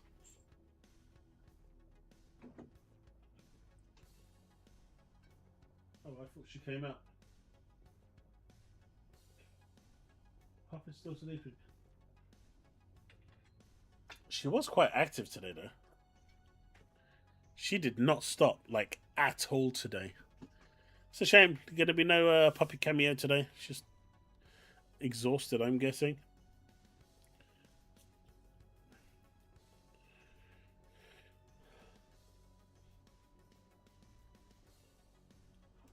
You bought the Resident Evil bundle? I mean, there's a Mega Man bundle on there right now for £45.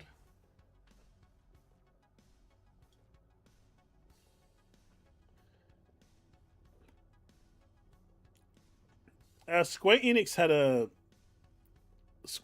had a bundle not too long ago with the, what is it? Life is Strange. Get in there, me son. Gakpo scored an own goal. That's what we like to see. PC Capcom usually has the best performance. Man, Resident Evil Requiem with path tracing just looks insanely just wow. When did PlayStation get exclusive Capcom games? Genuine question. I don't know. I guess the last one might have been Street Fighter V, maybe. Might have been Street Fighter V.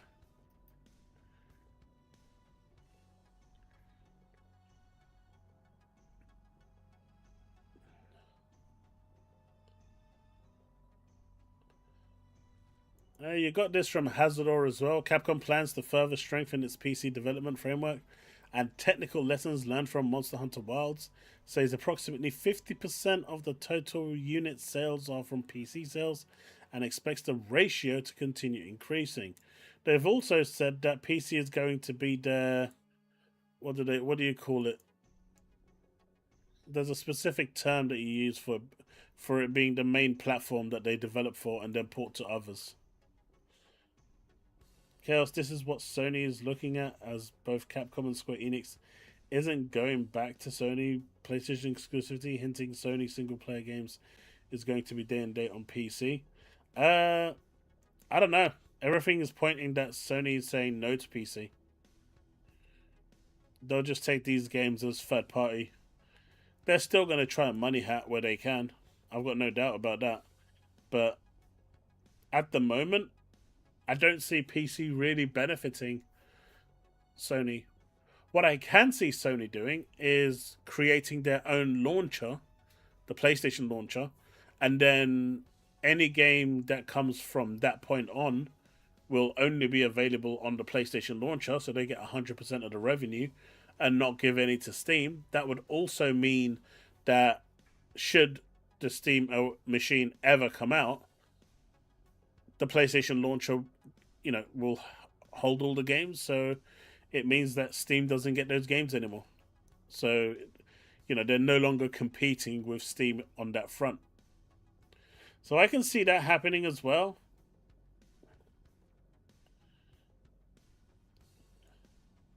But Street Fighter V made sense, right? Because Sony pretty much paid for almost the full development of that game.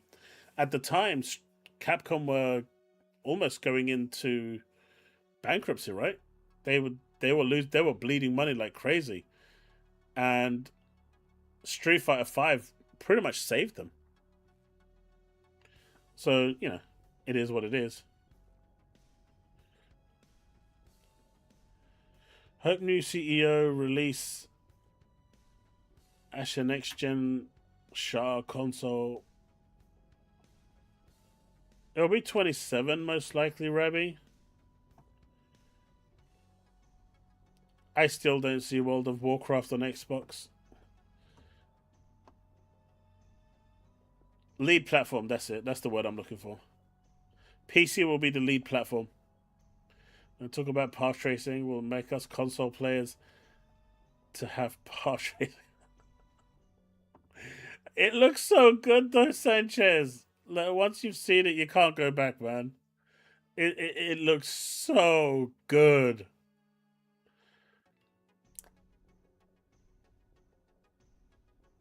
I mean, Sony were all originally just third party anyway. That's how they started. They didn't have first party IP. Then, you know, they can't, especially with this whole situation with the 12 or 13 cancelled games and the black hole that's left for each studio. It means that development cycles for games have been reset. You're not going to see games from these studios until the end of the PlayStation life cycle. So any scavenge that they can get now from their first party studios is going to be a bonus. But they're heavily going to rely this generation on third party games and exclusives to keep pushing.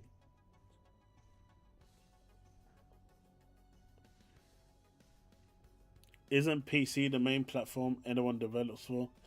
Unless they mean they are. I mean, they all build on PC, but it's not. When they say lead platform, you get the framework set up, and then you begin optimizations and development working on development kits to make sure it's working. You build it towards a specific, spec first, and then once you've got that one up and running, then you build it out you port it to the rest of the platforms. They're not built independently in that way. You build a lead spec, and then the rest go off that spec. That's why the lead is generally going to run the best in terms of performance at a low end machine.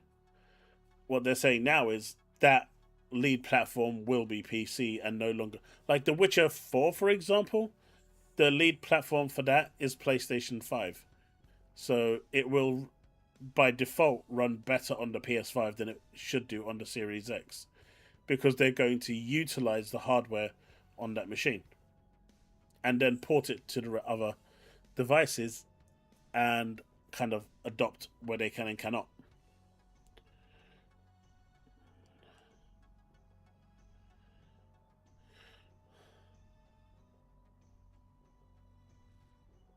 Don't like only 1% of PC players have a 5090.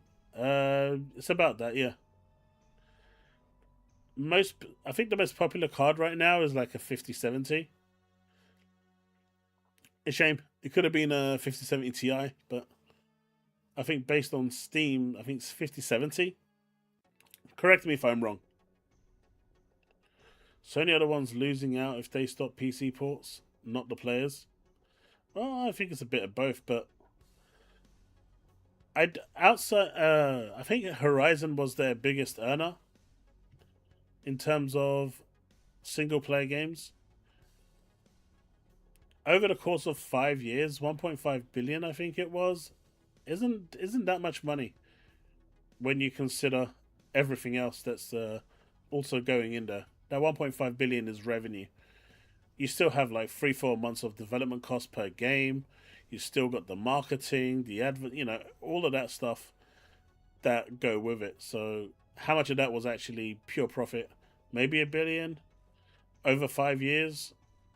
So you're looking at 250 million a year, which is still not nothing to scoff at. But I think it made like 1.5% of the total revenue, or 1% of the total revenue for PlayStation. At this point, it really becomes a matter of, I still think it's the Magnus that's the reason they're removing it off PC. I think they just don't want any of their single players working on Xbox, and they're willing to forego that 1% revenue gain for that reason. And yes, before someone says, can Sony be that petty? They really can. Because for them, console is king. that's their way to lock you into their walled garden, and for them to get you as a customer. So they don't want anything to jeopardize that.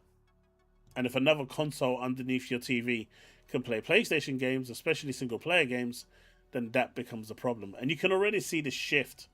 If you look at Ghost of Yote, that doesn't say only available on PS5. That says launching exclusively on PS5. So Ghost of Yote is definitely a game that potentially will or is already in development for PC. But if you look at Wolverine, the wording has changed drastically. Only available on PS5. So they've already started to change the terms and the words as well. So it'll be interesting to see how that all pans out, in my opinion, because whether it's going to be good for them or bad for them, time will tell.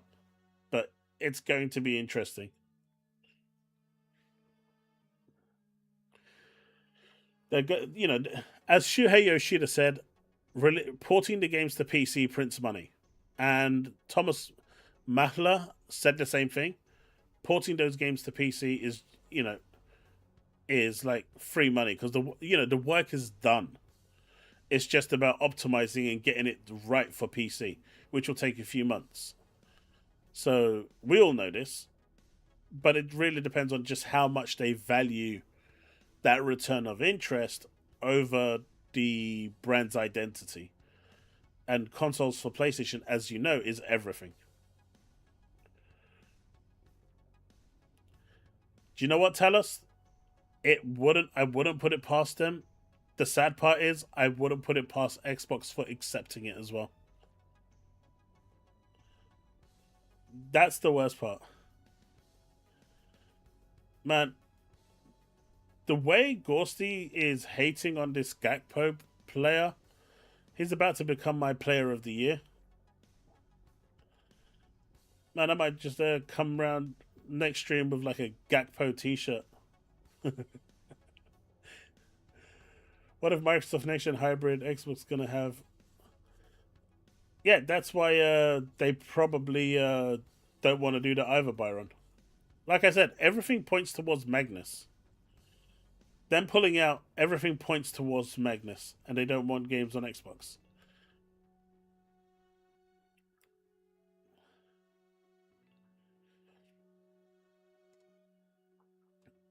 You know?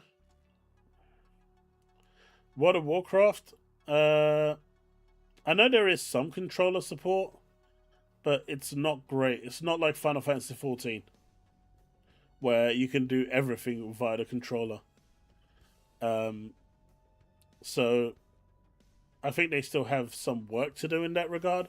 But I guess, they do have keyboard and mouse support. So they could go down that route if they wanted to.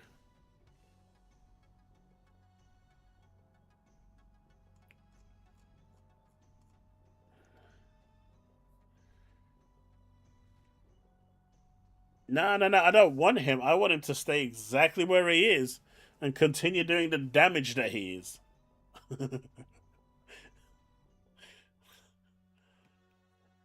I don't think the Steam machine is any concern for PlayStation. So that because they release one game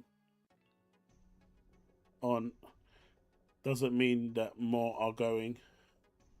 Now they have about 30 games on PC. I mean, they all say that, Kevin, right? Microsoft said just because these four are going, don't expect more. We will see what it means for the business and make decisions from that point. They made a lot of money with the games that went over with Sea of Thieves, whatnot, and so more went. Money is what it's all about. You make money, and then that changes the conversation. That changes the conversation quite a lot. Are you going to go to see... Probably not. Rush in the UK. Unlikely. I think I'm just way too lazy for that. Turning away from PC, Totoka said the PS5 console cost them more to manufacture than any other gen. They were also breaking even with that, right? At one point, they actually started selling the console for more than it was being thing. They announced that they were now profitable per console sold. Obviously, that was before the price hikes and everything else.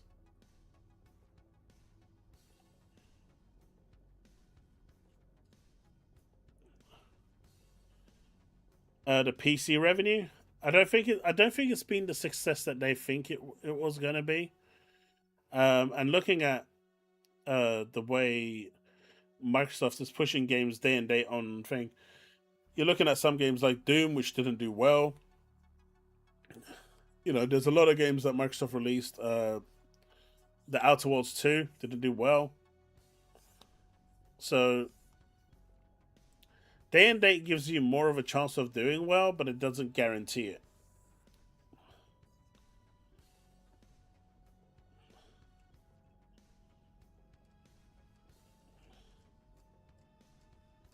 Paris is still in chat. Good old Paris.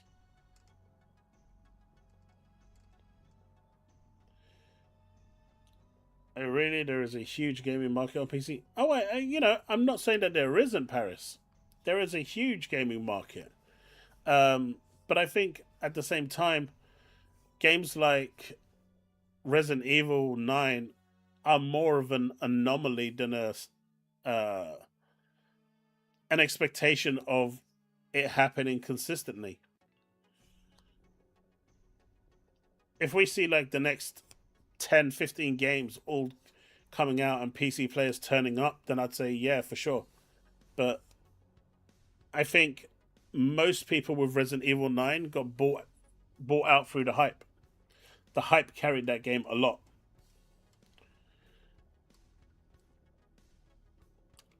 I appreciate that. I mean, look at. I think I saw someone. Steve, was it you jokingly that said on Twitter you gave it a 6 out of 10? I'm seeing a lot of people saying that the game is a game of two halves. The first half of the game was amazing, whereas the second half kind of just went weird and back to Resident Evil 6.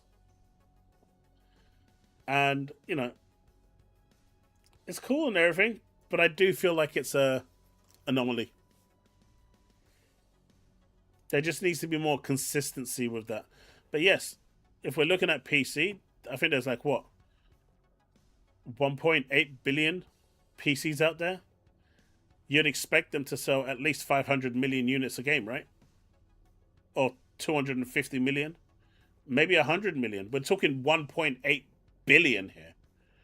And if a game is only selling like a million, then clearly that audience isn't turning up. But gaming, did Gakpo score an own goal? But do you agree, Steve, that the game is like a game of two halves? Like for me, I'm now. Well, you guys know where I am in the game. I'm towards the end, which will finish tomorrow. But I feel like the hospital area, the beginning mansion, was phenomenal. It was excellent, brilliant. Just it just played so great, and the small switches between Leon and Grace worked amazingly well. And then we went to Raccoon City, and then the game changes drastically. Oh, I really enjoyed Grace's bits. They were damn scary. I just think they need to release a patch so she's not constantly going, oh no,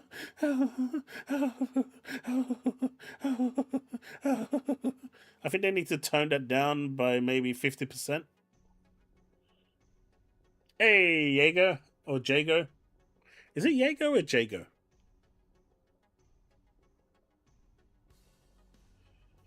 I bought Umbrella Chronicles, Darksiders Revelations, 1 and 2, Peak franchise.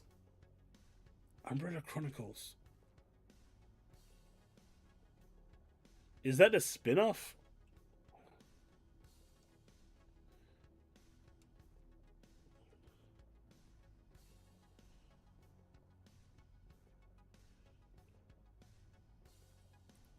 I mean, she's an FBI agent, but she's a desk jockey, right? She's not exactly a field agent.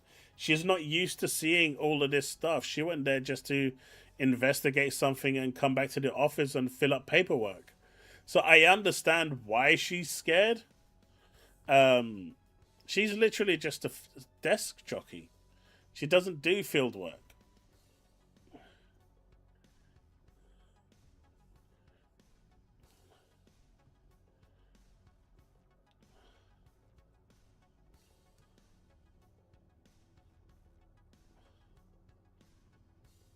Hey, look, the motorbike scene was cool. It was on the rails. It was good.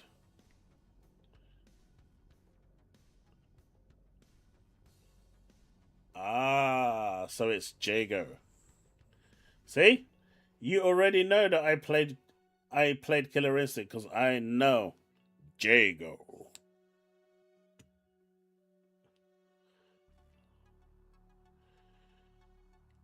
I mean, the zombies in this game were different, right? But they were designed to be different. I'm not going to go into why. That's a massive spoiler, so I'm not going to do that. And I don't want anyone in chat spoiling the game in that way for people, so please don't. But there's a reason for the zombies being different in this game. You only bought it. So you're a graphics whore.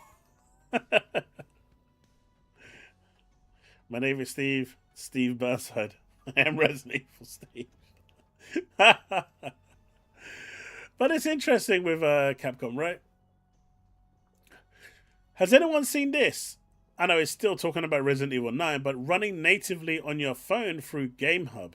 No streaming, no input lag. Red Magic 11 Pro, GameSir X5 controller.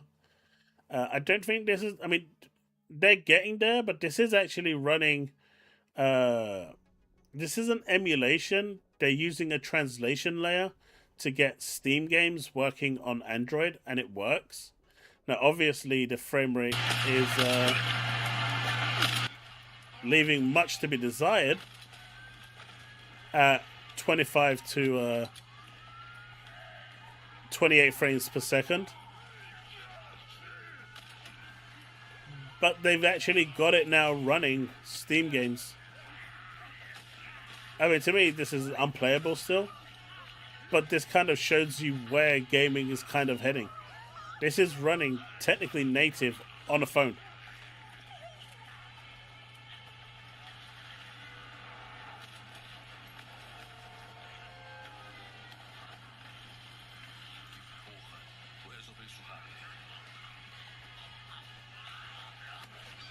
It's on a phone. Run. What did you expect it to do?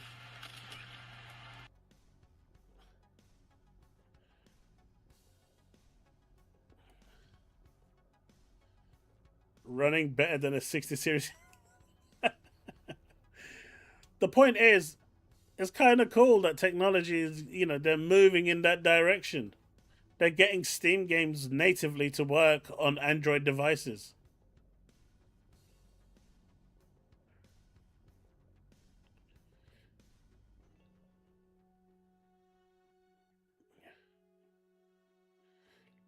It's not even a port, really. It's just the translation layer is doing all the work.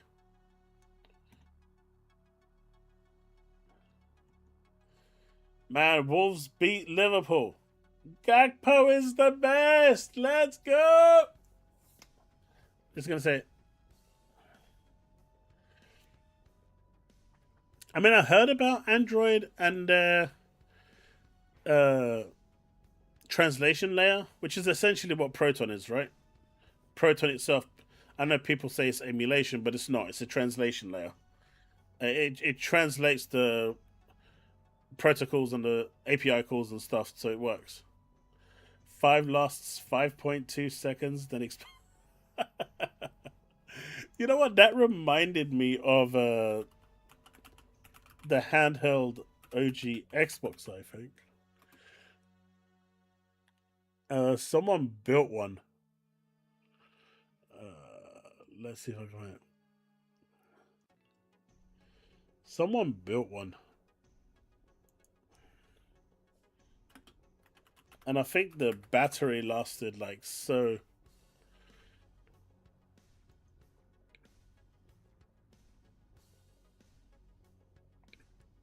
No, it's not that. Because it had a... You had to use the disc still on it. Here's the one. This was hilarious. YouTuber makes a portable monstrosity. Xbox using handsaw, hot glue, and 8 disk drives. It's working. It's actually working. And he still uses a drive. Where is it? How long does it last?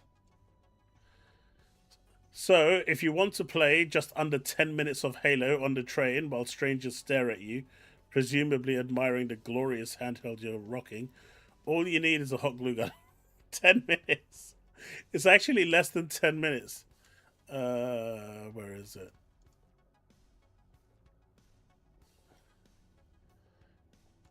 It was 9 minutes something. There it is. It's not often I find myself chuckling at DIY projects, but YouTuber James Chanel got a hearty one from me the second he announced the portable Xbox he created by sawing one in half, slapping 2 controllers on the side, hot gluing a screen on top. It's capable of a whopping 9 minutes and 40 seconds of battery life. Hey, look, United is not going to drop points. We're too good for that. We don't have Gakpo. We have Michael Carrick.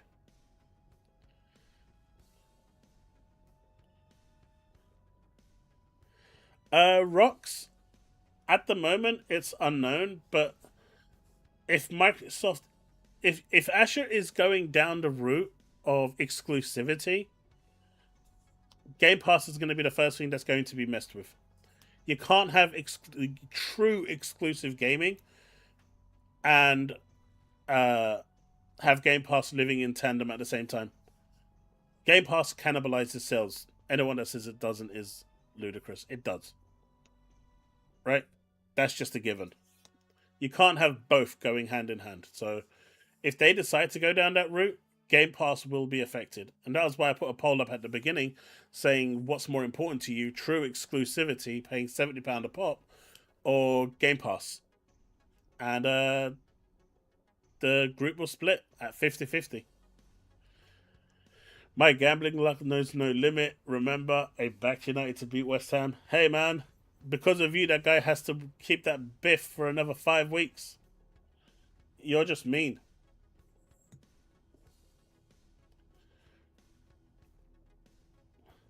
I'm interested to see what this DLC from Doom: The Dark Ages that Boom was talking about. There is a DLC coming for that, yeah. Even the Game Gear lasted longer on AAA. Hey, I don't know what Game Gear you were using, man. Back in the day when that Game Gear I had, I went to the good old Sunday market, bought a pack of 20 batteries for like £2. You come in, you plug the 6 batteries into your Game Gear, you power that thing on, that red light comes on and starts blinking instantly, and you start crying because by the time it gets to the title screen, the batteries have run out. The Game Gear was a battery guzzler, man. That drank batteries like crazy. But hey, you could use it as a TV too if you had the TV tuner, so there was that.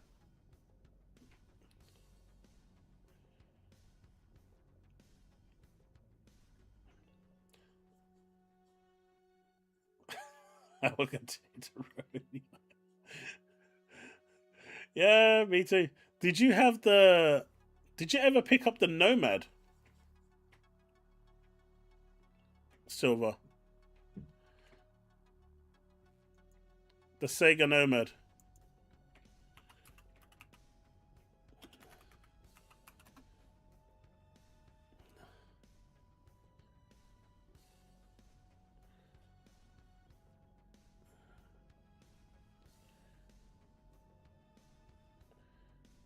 It's this thing.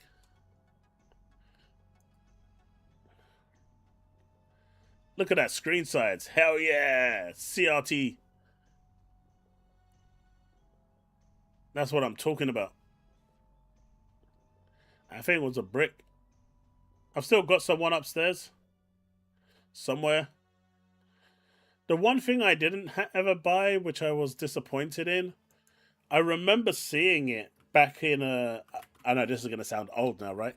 But it was a shop called Dixon's. If you, those of you in the UK, might remember that store. They're long gone now. But there was a certain Mega Drive. Hey, I got a Neo Geo Pocket Color somewhere upstairs as well. But it was this, right? I wanted one of these. The Multi-Mega. And I remembered they did release this in the UK. And I never bought one. Because you got the Mega CD here, the Mega Drive. You could plug the 32X on this as well. And the Master System adapter.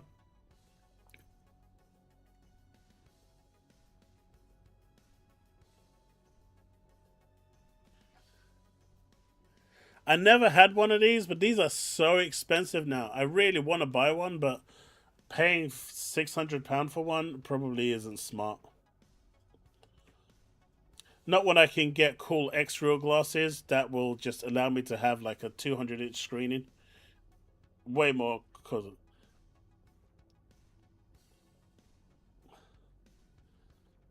But yeah, sad times.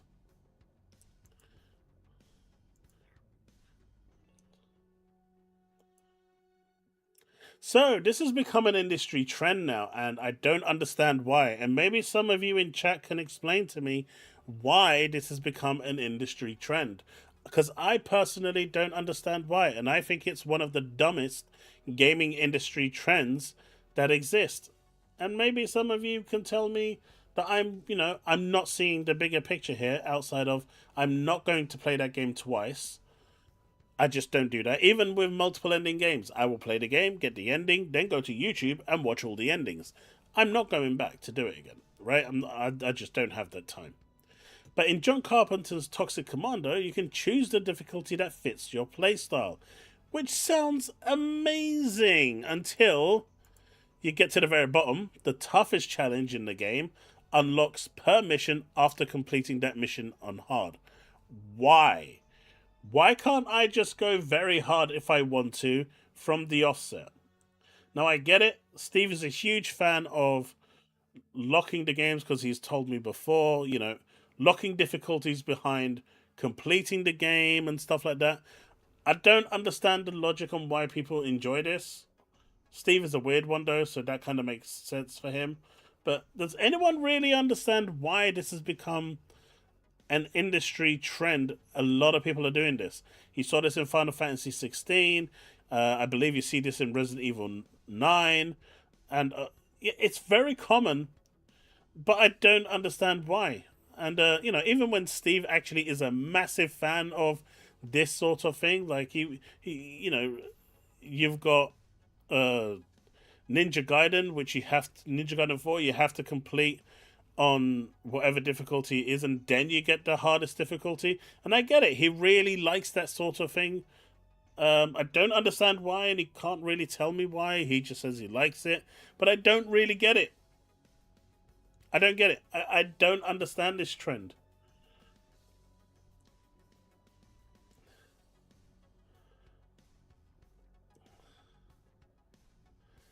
Yeah, but why? I mean, it shouldn't be the case. This is just pointless.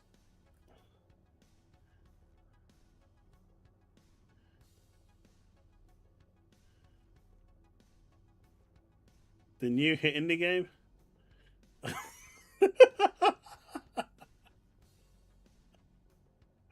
Yeah, I'm still waiting for that graphics card. Since you remember where I live, chop chop.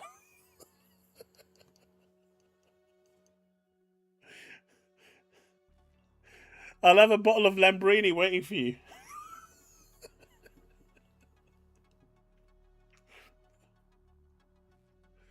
In case you're not ready for the hardest. But then you could just lower the difficulty, right?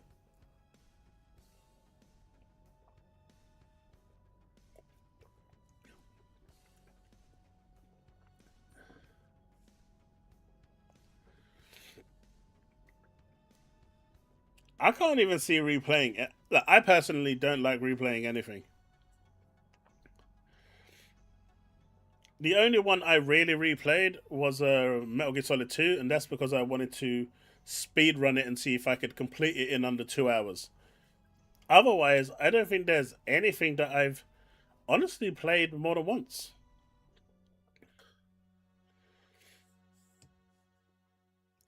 You know?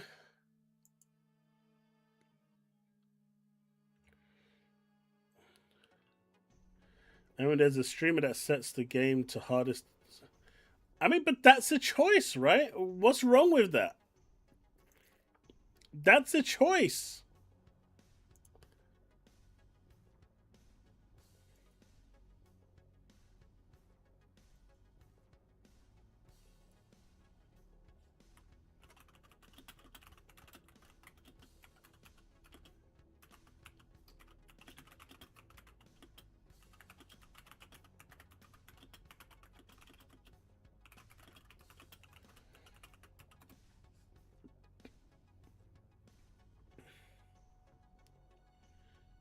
I get the new game plus, you know, keeping your gear and playing along, that's fine. You know, new game plus makes sense, right?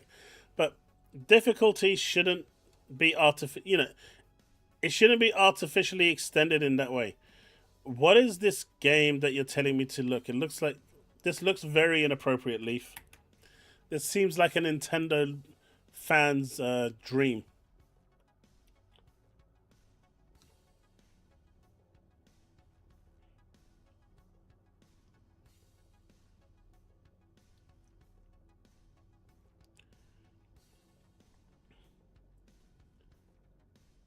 You know?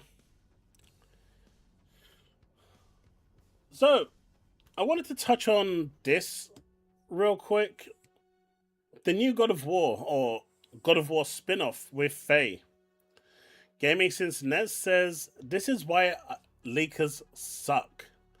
Everyone rushing to get likes that they don't let the creators properly unveil information, so you get people jumping to conclusions." And we get that a lot, right? It's clear Cory Barlog had a great idea for where to take the God of War story. Let him cook. And so this is what Cory actually had to say.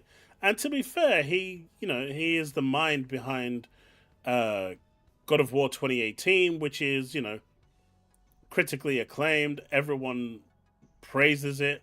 So why people are immediately saying that this is going to be crap is a bit weird, just because it's not even supposed to be in. It's in the same universe, but let's hear. Story of Faye and Kratos meeting bears less weight when you already know everything, or when you don't know anything that's coming ahead, right? Meeting her needs to actually feel like something that you already know the story that we told here. So there's a greater weight behind who she is. She's got a mythology that's built up. So that first meeting and the period of time that they spend together, so much of it is not about fighting or action. That's the other tough part, is the work that he has to do is harder to do in a situation where you have to go into combat all the time around there, because they're both warriors who have reached a point in their life where they don't want to fight anymore, because they both see through the reasons of why they've been fighting. And meeting at that time, at that exact moment, when both of them are willing to set their weapons down, right, changes fundamentally both of them. And I think, because a lot of people say, who do you identify with, what character in all of the games? And Faye was the one I identified with the most, right? Because I was not there a lot for my kid while he's growing up. I tried to be, but there's a lot of work going on. So I was kind of like Faye. And my wife is kind of like Kratos, going with our son, Atreus, on their journeys, right? And I'm just there occasionally being able to be part of that. And for me, I thought that was just as important because it wasn't like I was not present at all or not wanting to be present, but things happen, right? And I think for her, I wanted to have a character that felt like there's a really strong reason for why they're doing it, but you get to know her throughout all of this, and you also get to understand that she has way more power than all of them. She is actually the controller of so much within this universe, so that way we build this up to when you actually do get to see this. And I don't know how we're going to tell this or when we're going to tell this, but I really want to tell that story of Kratos and Faye meeting.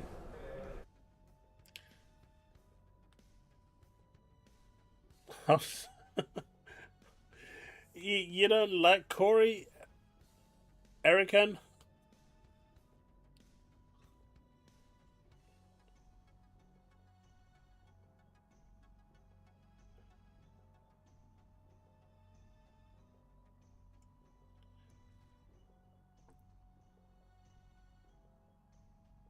God of War 2018 is overrated? I don't think so. I think it was great.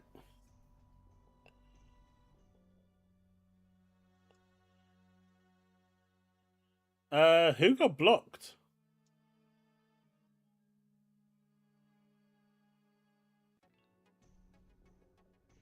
I've not blocked anyone. Who blocked?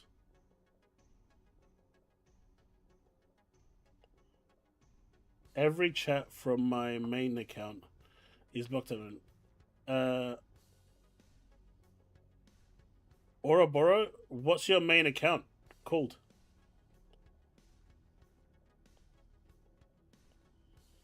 But nothing that I've seen here. The OG 3 God of War were the best, in my opinion. I mean, they were good.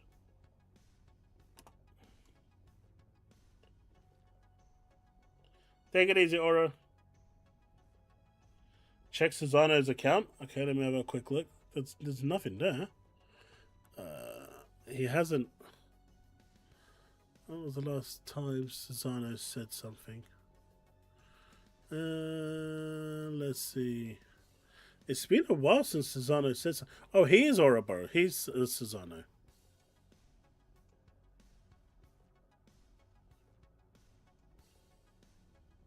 Let's see. Because he stopped talking for a bit.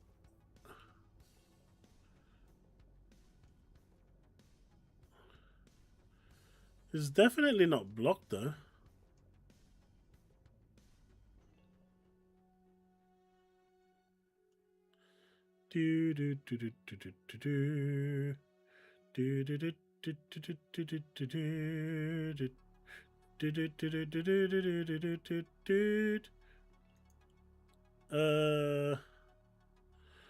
Nope.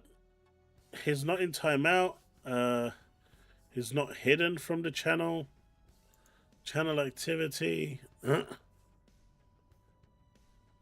last thing I think he said was, I don't have access to PS5, SDK, or HDK, by the way. That was it. No, there's more, actually. The last thing he said was, you play those games because your friends do. Without them, the culture around it, I wouldn't say Battlefield was really good. So, got those things, campaigns, I guess. But he hasn't said anything else. There was 2 deleted messages over, like, the last 15 streams, but that's really it. There's no banning here. There's nothing here to indicate he's been banned. I'm looking at the moderation. Nothing. Nothing at all. So it looks like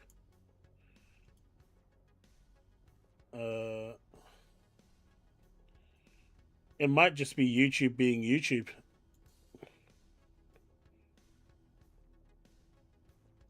I mean, I've got a lot of people in my banned list. A lot. But he isn't one of them.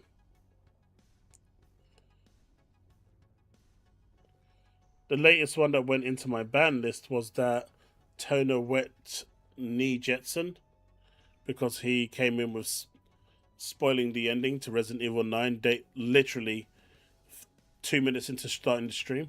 But that's it. Not seeing anything else.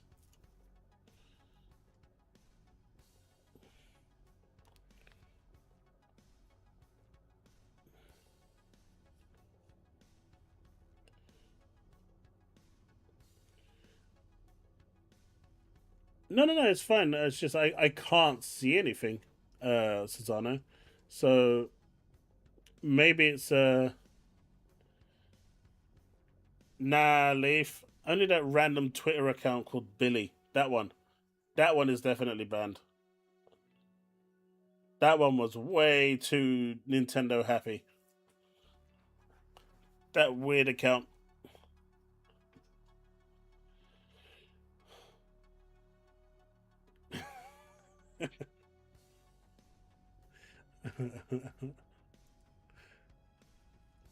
But yeah, I think, this could actually be cool. If the new God of War with Freya could be cool if it's done correctly.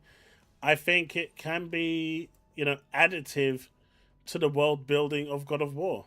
We don't really know much about Freya other than what we've seen, and I think it could work really well. No, not for real. Come on.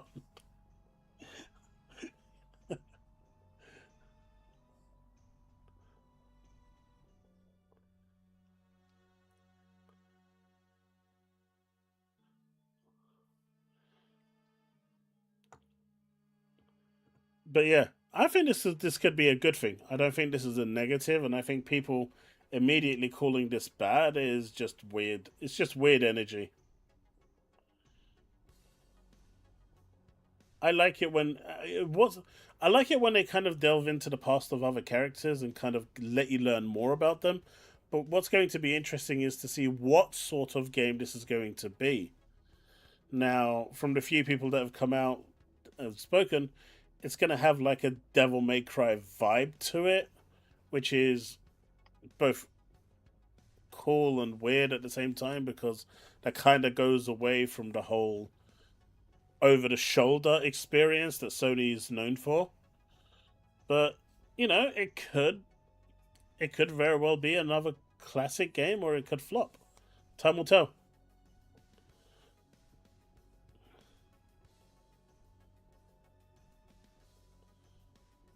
The axe grew on me over time, but I hope the remakes play more like Ascension. This is a new spin-off, Steve. They're looking. The next kind of spin-off God of War is going to be based on Freya as the main character, not Kratos. And it's basically to delve into her past and for you to get to know that character more.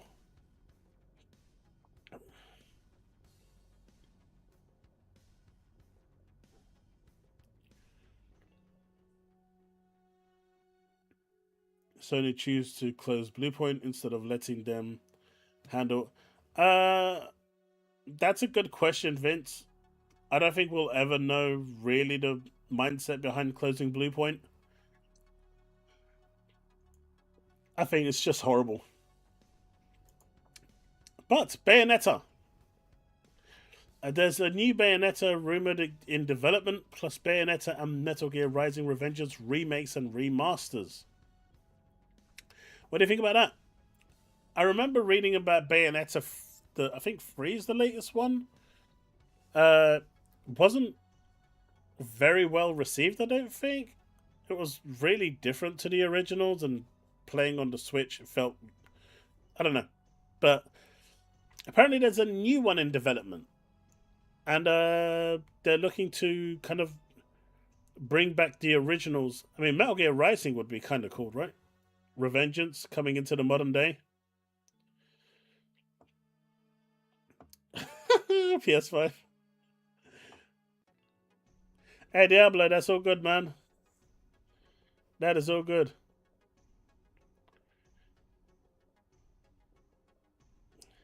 See, when I hear news like this, Metal Gear Rising Revengeance, I remember starting it. I think I got like 2-3 hours in and stopped. And I've always kind of wanted to go back. And then I hear news like this, and I'm like, well, if they're remaking it, I might as well wait, right? Yeah, I hope you're doing well, Diablo. Naps are good. Probably 240p machine exclusive again. Damn straight. Did you play Division 2 Immersion Realistic Mode that came out today? No, I have not. I think I've been sleeping for most of today. Like I said, I think I'm coming down with a cold, and that's not really helping me. It's made me a little unwell.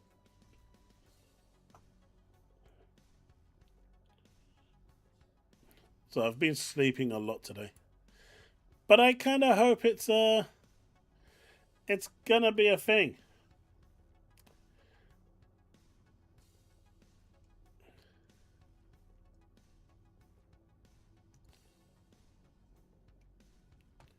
But the duality of a person comes into effect.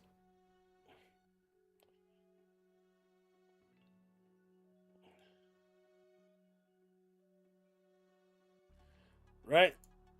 So you got this person here, Kate Bush's husband too, who says, "This is so effing sad." And so the first mods for Resident Evil Requiem are already starting to come out, and the first one is to enlarge Grace's boobies. Thanks to the modders for correcting all the DEI decisions of these companies corrupted by the woke agenda. And so this is how it is now, and this is the mod, right? But this person here said that this is so sad.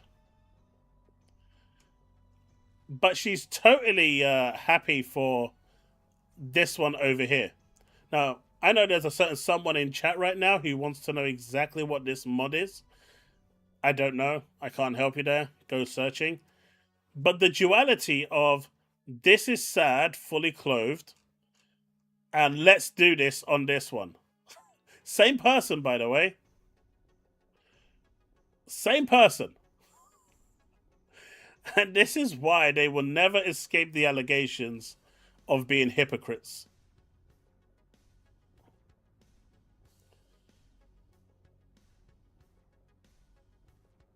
Right? They will never escape the... Thank you, modders, for getting rid of the woke DEI and mind virus and bringing real content back to games. And she loves it. But that same person, this is sad.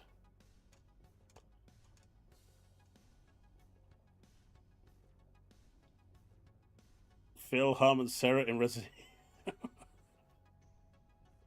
It's just so weird.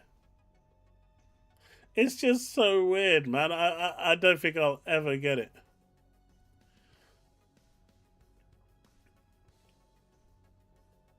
It's just crazy.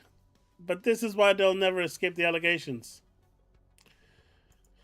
For those of you that like your waifu stuff, apparently Japanese PM and the legendary manga author Akamatsu has stated they will not be doing age verification or censorship of the internet.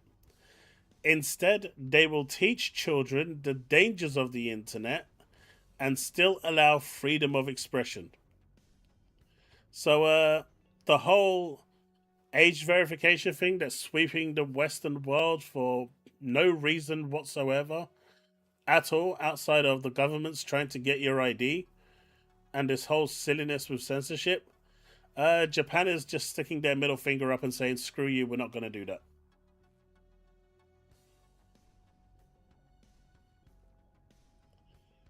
Mate, parents will never have to... Oh, did you see the one I posted about that little kid and the hamburger? What this means is that they're not going to censor stuff on the internet. They're not going to need age verification. Have a good night, gaming. You're not going to need to VPN into something just because your country doesn't allow you to do it.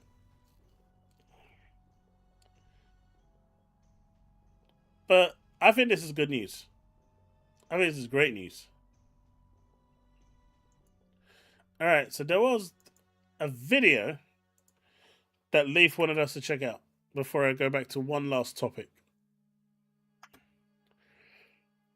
Did anyone see It all the Nintendo Indie thing?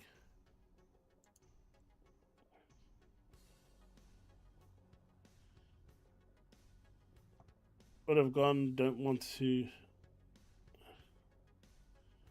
Japan, the last bastion of booba. Absolutely, Woodpit. Absolutely. So this is what's Leaf sent. The deep inside.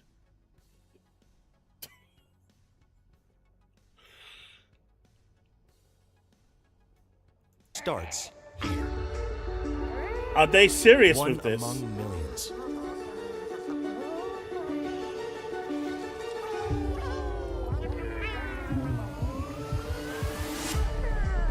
Tiny. Determined. And ridiculously optimistic.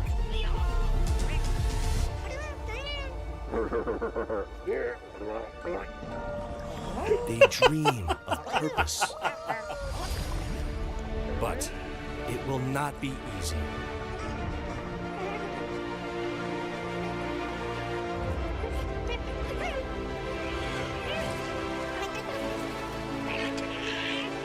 What the?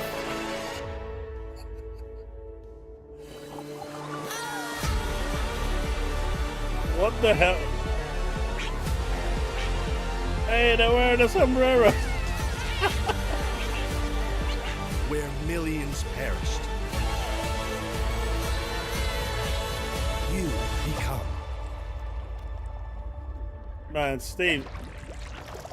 Look, I get it. You wanted to go into game development, but first you get rid of the hardest difficulty setting in games until you complete the game, and then this?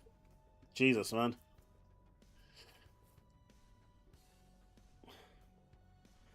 This is definitely going to be a Souls-like. And since this is, this is a game by Steve, this is going to have the hardest difficulty set straight away.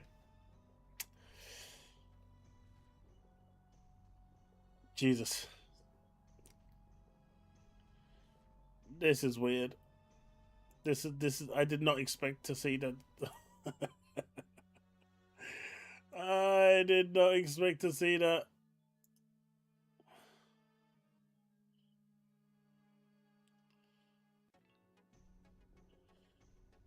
I mean, you've got that guy, I think it's called Nintendo, who thinks that the Switch 2 version of Resident Evil 9 is better than the PC version running on path tracing.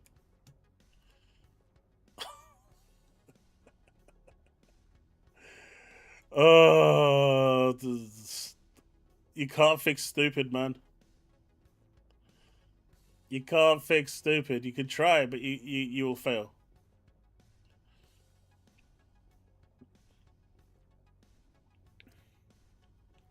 You will fail.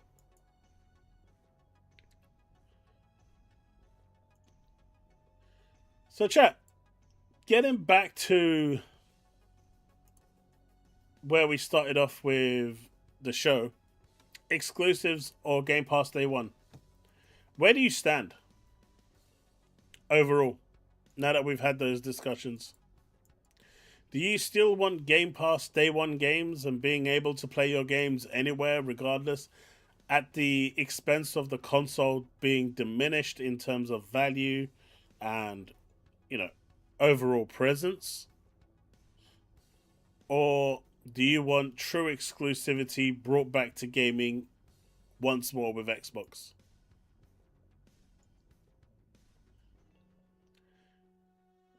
Where do you see it?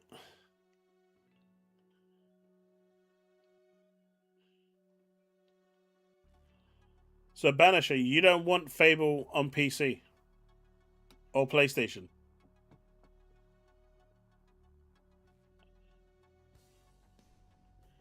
Rachel, that wasn't what I said. He said it's better than PC. Running path tracing.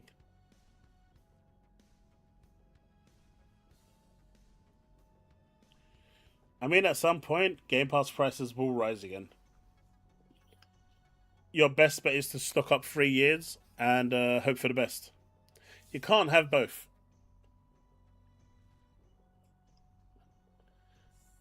You can't have both.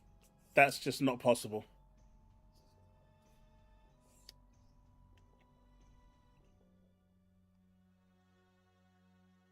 Kevin says the way it currently is, open store, play the game where you want to play, and have day one Game Pass to go with it, with the whole play anywhere. Don't pay $30 then, man. Go to some other, one of these websites that sell it to you for a lot cheaper. Wait for like a Black Friday sale, and then you can get like 12 months for a third of the price.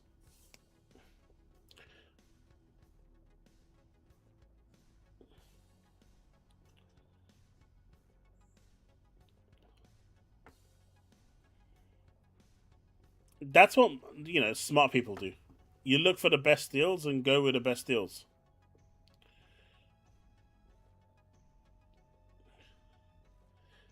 You'll stick with Game Pass. So it's looking like a lot of people outside of Banisher, who wants exclusive, so he can't play Fable on his PlayStation, which is weird, but okay. It looks like everyone. You got to buy an advanced. I guess, but does that matter? Just it stacks onto your subscription.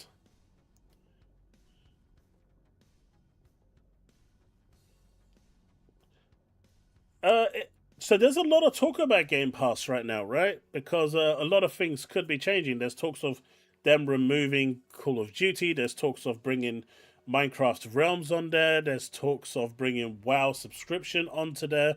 So they're trying to make it more valuable. Now, if you look at from where I'm standing, the whole Minecraft Realms, no interest. Fortnite Crew, no interest. Rocket League Pass, no interest.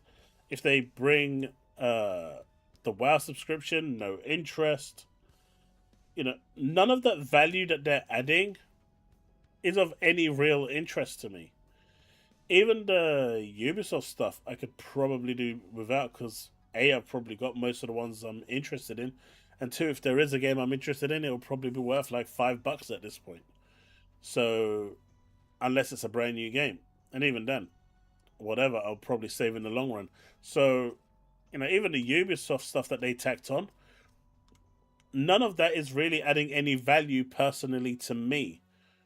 And yet the price is increasing. So if they're going to add some of that stuff and not remove anything, you're going to get a price increase. Or what they might be doing is going down the route of, hey, we're going down the route of exclusivity, but we're giving you all this value with no longer day and date, which I think would be a mistake.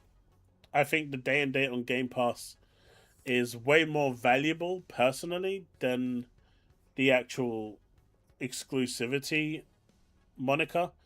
But if they want the console to be valued, they need to come up with something that is going to be a USP. And at the moment, Game Pass isn't it, because it's not growing. So Game Pass isn't growing at the rate they wanted to. I mean, they were expecting it to be 100 million, 200 million subs, and they've got what, maybe 40 million? So they're clearly it's not having the growth it wants. And so whether that's deemed as a success matrix or not is unknown. But there's also just so many games you can play, right? Unless you're Leaf, who's finished 35 games in January alone.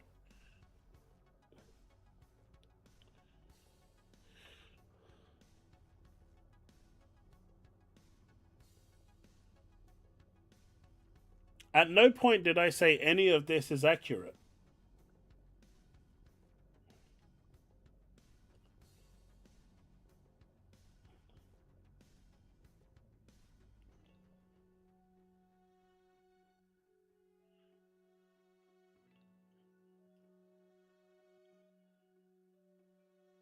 Sanchez, so you would forego day one Game Pass for that?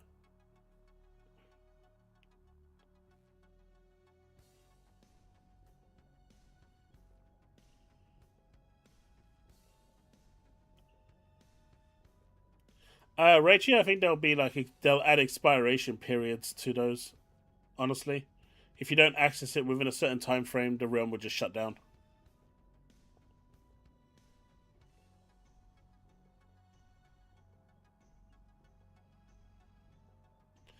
There's a possibility that exclusivity will be timed. That's what I think is the worst best case scenario. But it won't be truly exclusive to the console. I still think it will be releasing on PC as well, which then again undermines the console. So the key here is, how do they keep the console relevant and not undermined while doing the other thing? And I just can't really see a way forward for it. The Living Daylights is James Bond movie ever made. Oh, cool.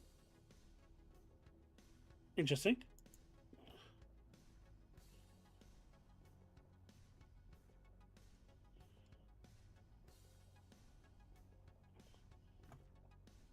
$100 million Game Pass subs at $30. I mean, games are way more expensive to make than the series, though, right? Again, like, you know, even before the price hike, it's not performing the way it wants to.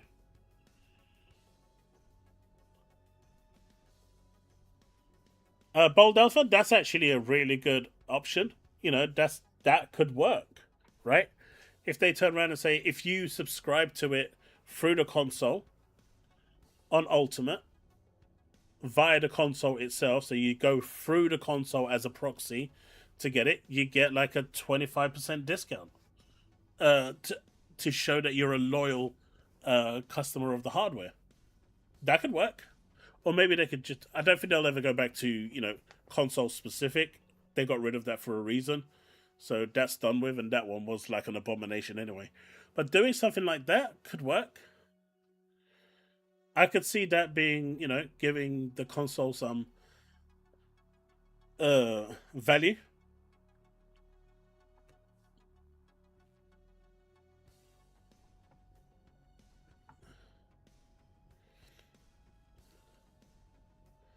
Console should have all the perks to drive people to the system.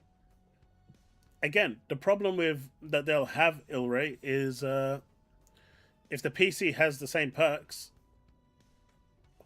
why play it on an inferior platform when you can just continue playing it on a superior platform? Obviously, the superior ones are going to cost you a lot more, but I guess there's that.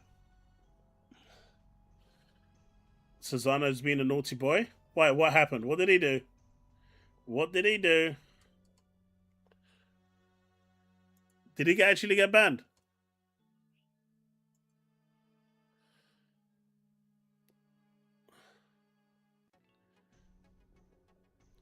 Oh, is that actually advertising? That's cool.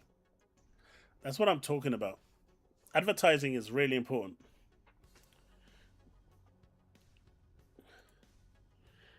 If you buy Ultimate on Xbox console, you could win a date with... Come on. Just £15 on Xbox.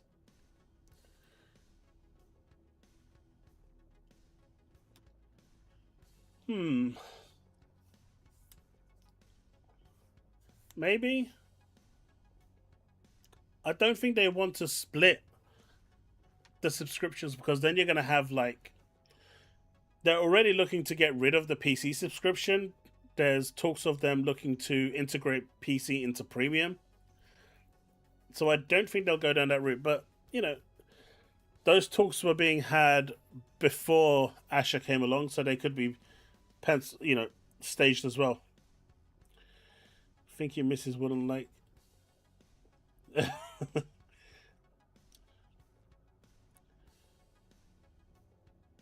Hey, what about if you got a date, Steve, with the actress you like?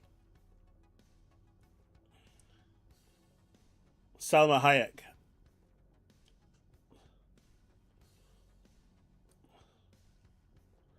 Buy Ultimate on Xbox and you could win a date with Salma Hayek.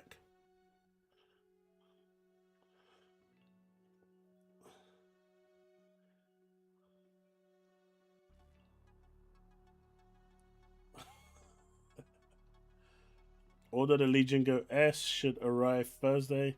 So I'm gonna finally be getting my handheld gaming in. Nice, Woodstar. Then my missus would be instantly dead.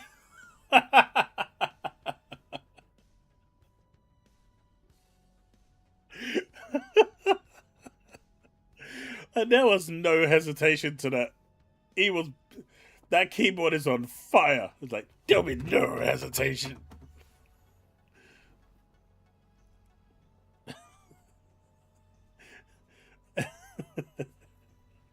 What a guy wouldn't do for Salma Hayek. Cortana? No. You need to spend $1,000 to participate in Squid Games to have a chance to have an Xbox Live. Nah, you're good, man. You're good. I'm not doing no Squid Games. But Steve would if the winner would get a date with an all-inclusive date with Salma Hayek. I know Steve would be. He will sabotage that like there's no tomorrow. That would be his game to win.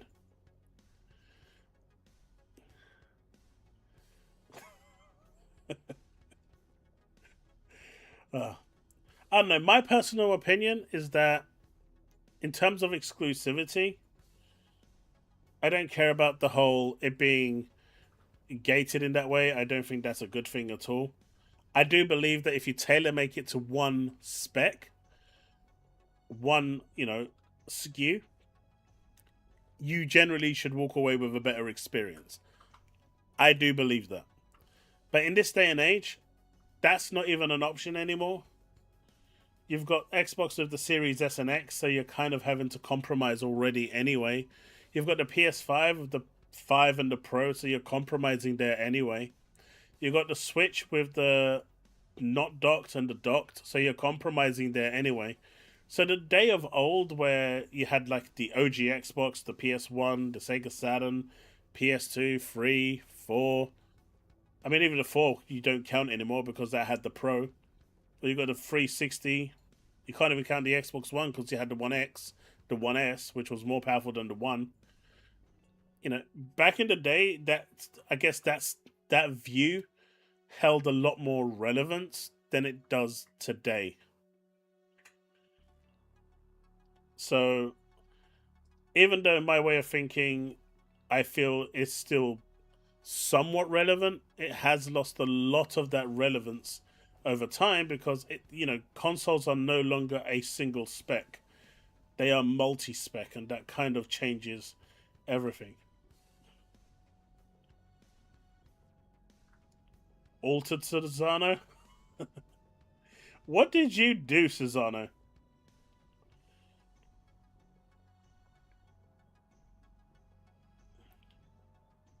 I haven't tried Requiem yet on my Xbox Ally X, so I'll have to try that out and see how that runs. I was interested to see how it did actually run.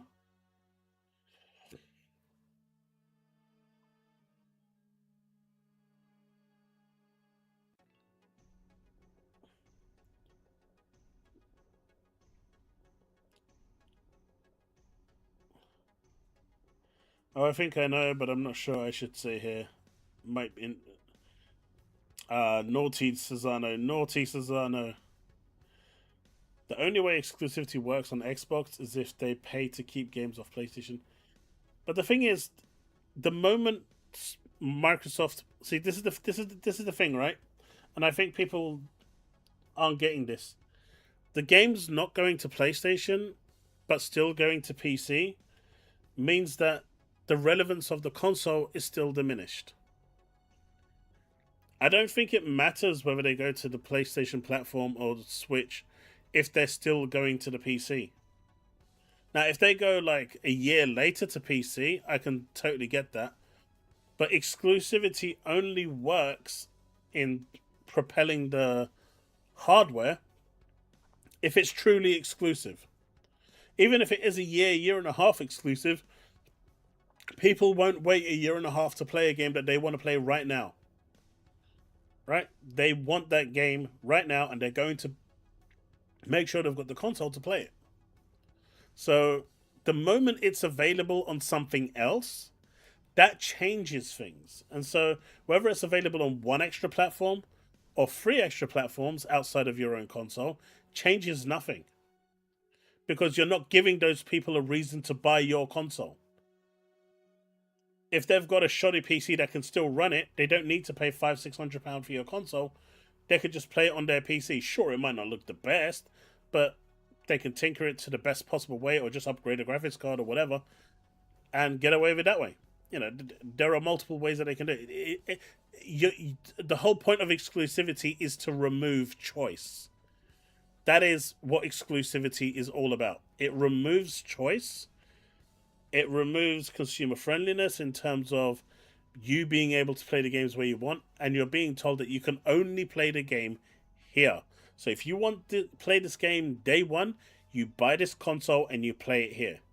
But the moment you say you can buy this console or you can go and buy this PC and play it, you're already going down that rabbit hole that, you know, gives people not a reason to buy your console.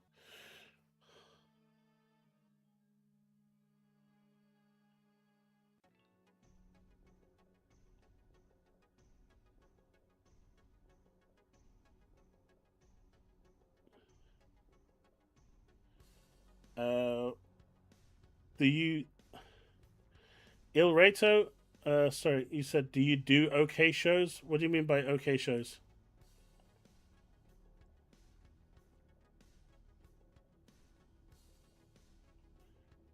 Shows how much I pay attention. I'm probably misreading that. There's probably a missing word or typo somewhere. Imagine 360 banter nowadays. Xbox wouldn't have any players that ain't bandits. Mate, I don't talk on Xbox Live for that reason, like, at all. I stay off voice chat entirely for that reason alone. Because anyone and everyone can get offended by the smallest thing you say, and you lose access to your Xbox Live account or your PSN account instantly, and that's your whole digital libraries on there, man. Nah, that ain't worth it.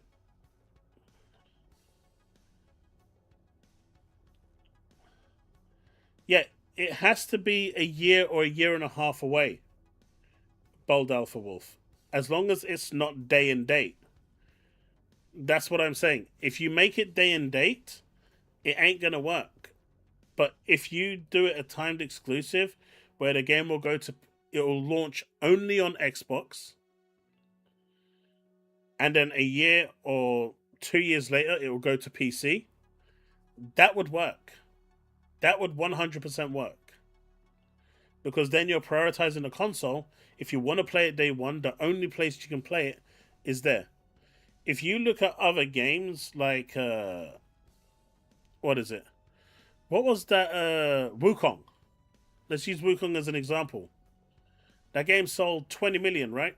Or was it 30 million? And 90% of that was on PC. Because you gave someone a choice day and date.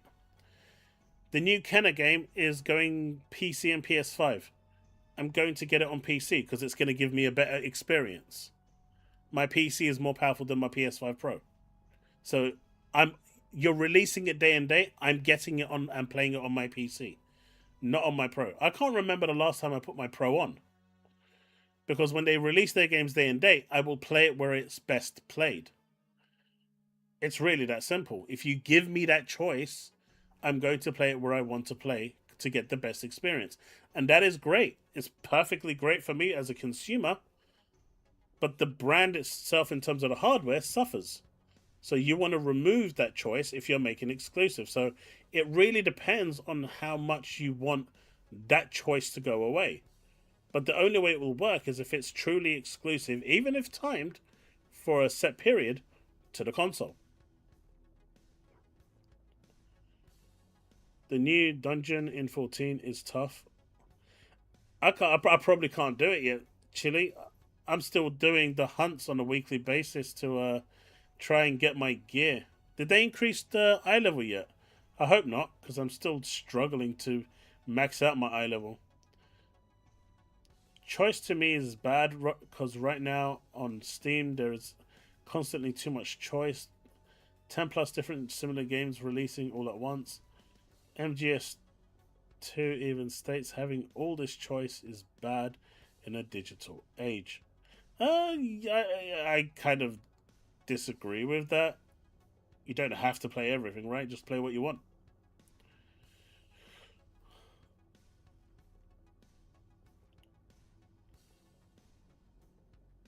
But welcome to the show, Chili. Those that are offended can turn off chat. My chat is disabled in Destiny 2. I just don't do it, mate. I just don't get involved because anything to do with that and you say something out of turn, they report you and that's it. There's a digital trail there. Or just the Xbox ecosystem in general. Again, you're giving people a choice. They will turn to buy it on PC instead of the Xbox. So this is where it gets really tricky. And this is, why they're paid the big bucks to come up with the solution to this.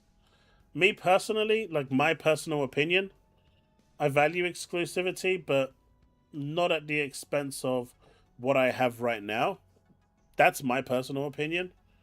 I really enjoy the freedom of being able to play, whether it's on my PC, on my console, or my handheld.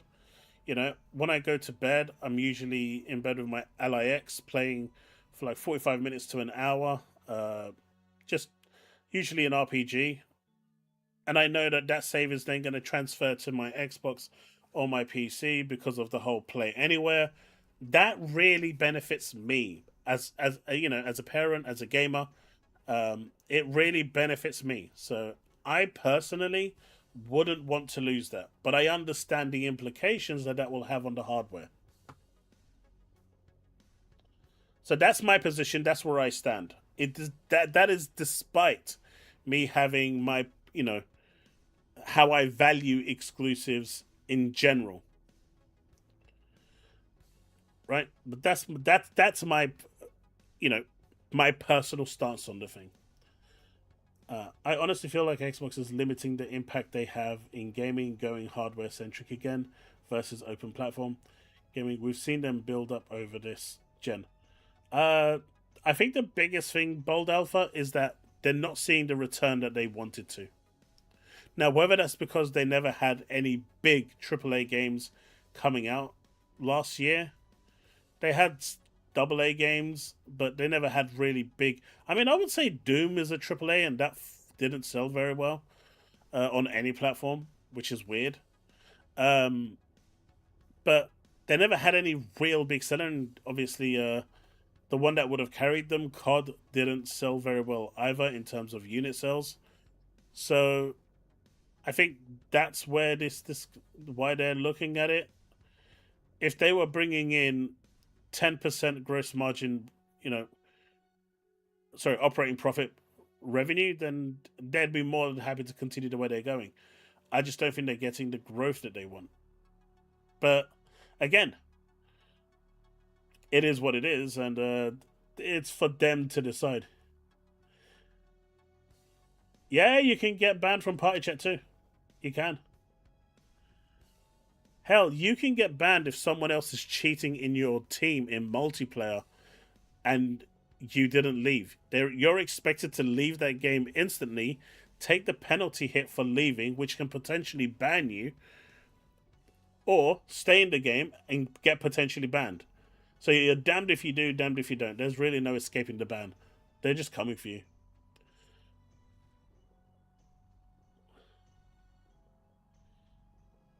Yeah, High Guard is gone. I did ask this question though. Did High Guard last longer than Concord? This isn't a dig at Concord. I'm just asking. I'm not sure of the question. Did one last longer than the other one? Which one lasted the longest? I can't see what Microsoft Xbox could change without some sort of financial hit somewhere. That might be a dilemma. No matter what they do, they're going to take a hit, right? But it's about what their future projections are going to show. I mean, they're still in a transition period for what they're doing. Now, to kind of do a U-turn from this, I think will be really damaging in terms of revenue, right? But it really depends on what future they see going forward.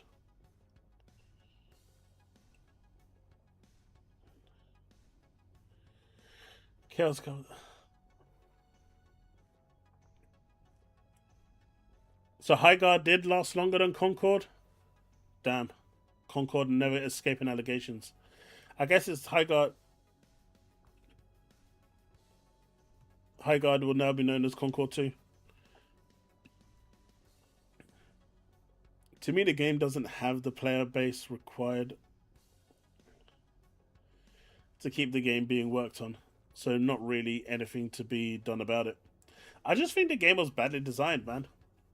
That's it. I think the game was just badly designed. They tried to do too many things in that game, and it just didn't really mesh. My most irritating part of High Guard was the whole comboing of the melee. It was annoying as hell. I don't like it in Fortnite, and I don't like it there.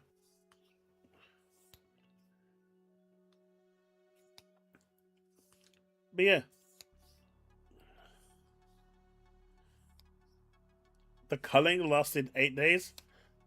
Hey, didn't it? It wasn't the day before. I'm sure that lasted even less than 8 days. But the culling and the day before were PC, right? Not console.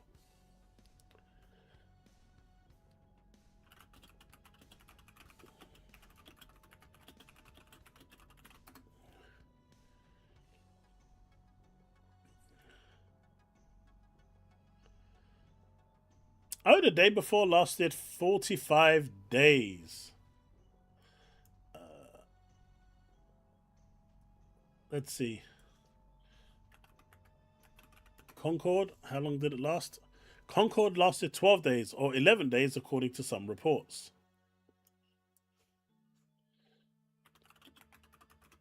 The culling. Is it called the culling? The culling here says...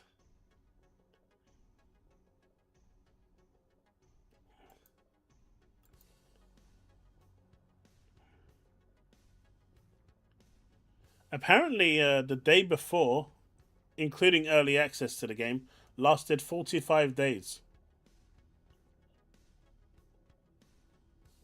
The culling 2. Let's see.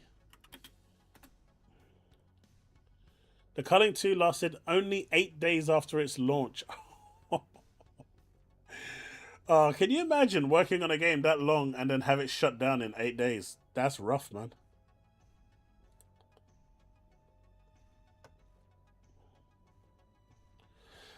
It was a 5 versus 5, Susano, and a raid mode. And they disabled 3 versus 3. High Guard lasted 11 to 12 days. It's unclear as to what the specifics are. Concord really didn't last one. I felt bad for Concord. They made every wrong decision they could with that game.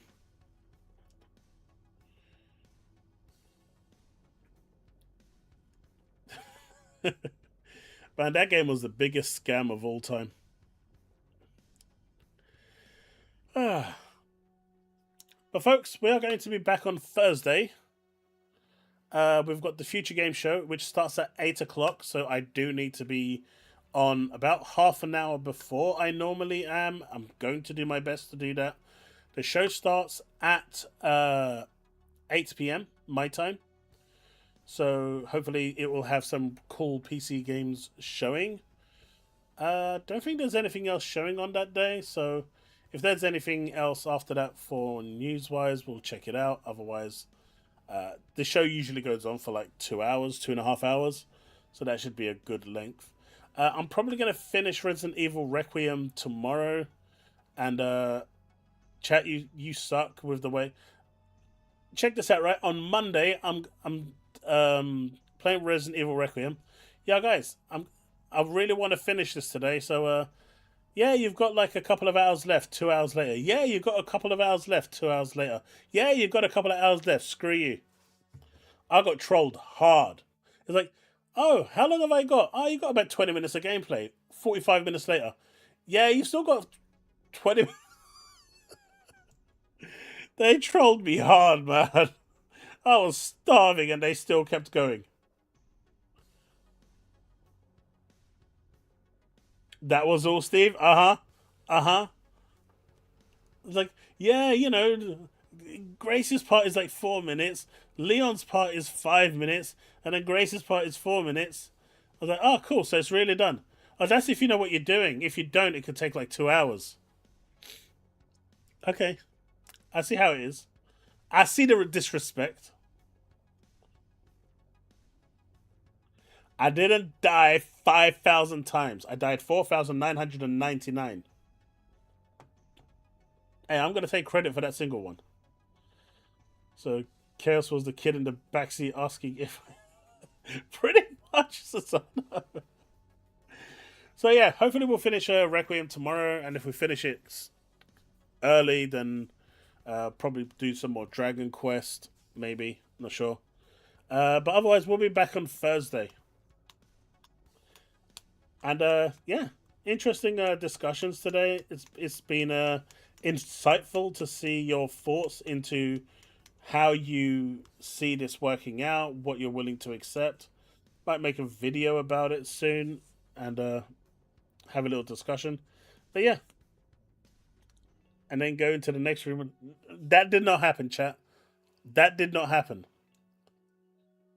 What happened was Steve was protesting that more games should lock the hardest difficulty behind completing the game. And now that they're doing it, he's super happy, but he has to fake rage that they're doing this just so he can keep up appearances. That's what really happened. But anyway, folks, that's going to be it for me for tonight. Thank you so much. And I will... and I will see you guys, some of you tomorrow, and the rest of you on Thursdays. I'm going to have a community post up talking about the Let's Play streams because there might be some changes happening to those soon. Well, more like in 2-3 weeks. But keep an eye out for that. I'd love to get your thoughts and views on that as well. So, otherwise, that's it. Thanks so much. Have a great night. And I will see some of you tomorrow and the rest of you on Thursday. Peace.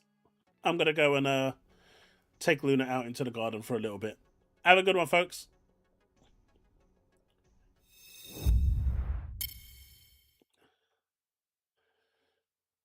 She just woke up.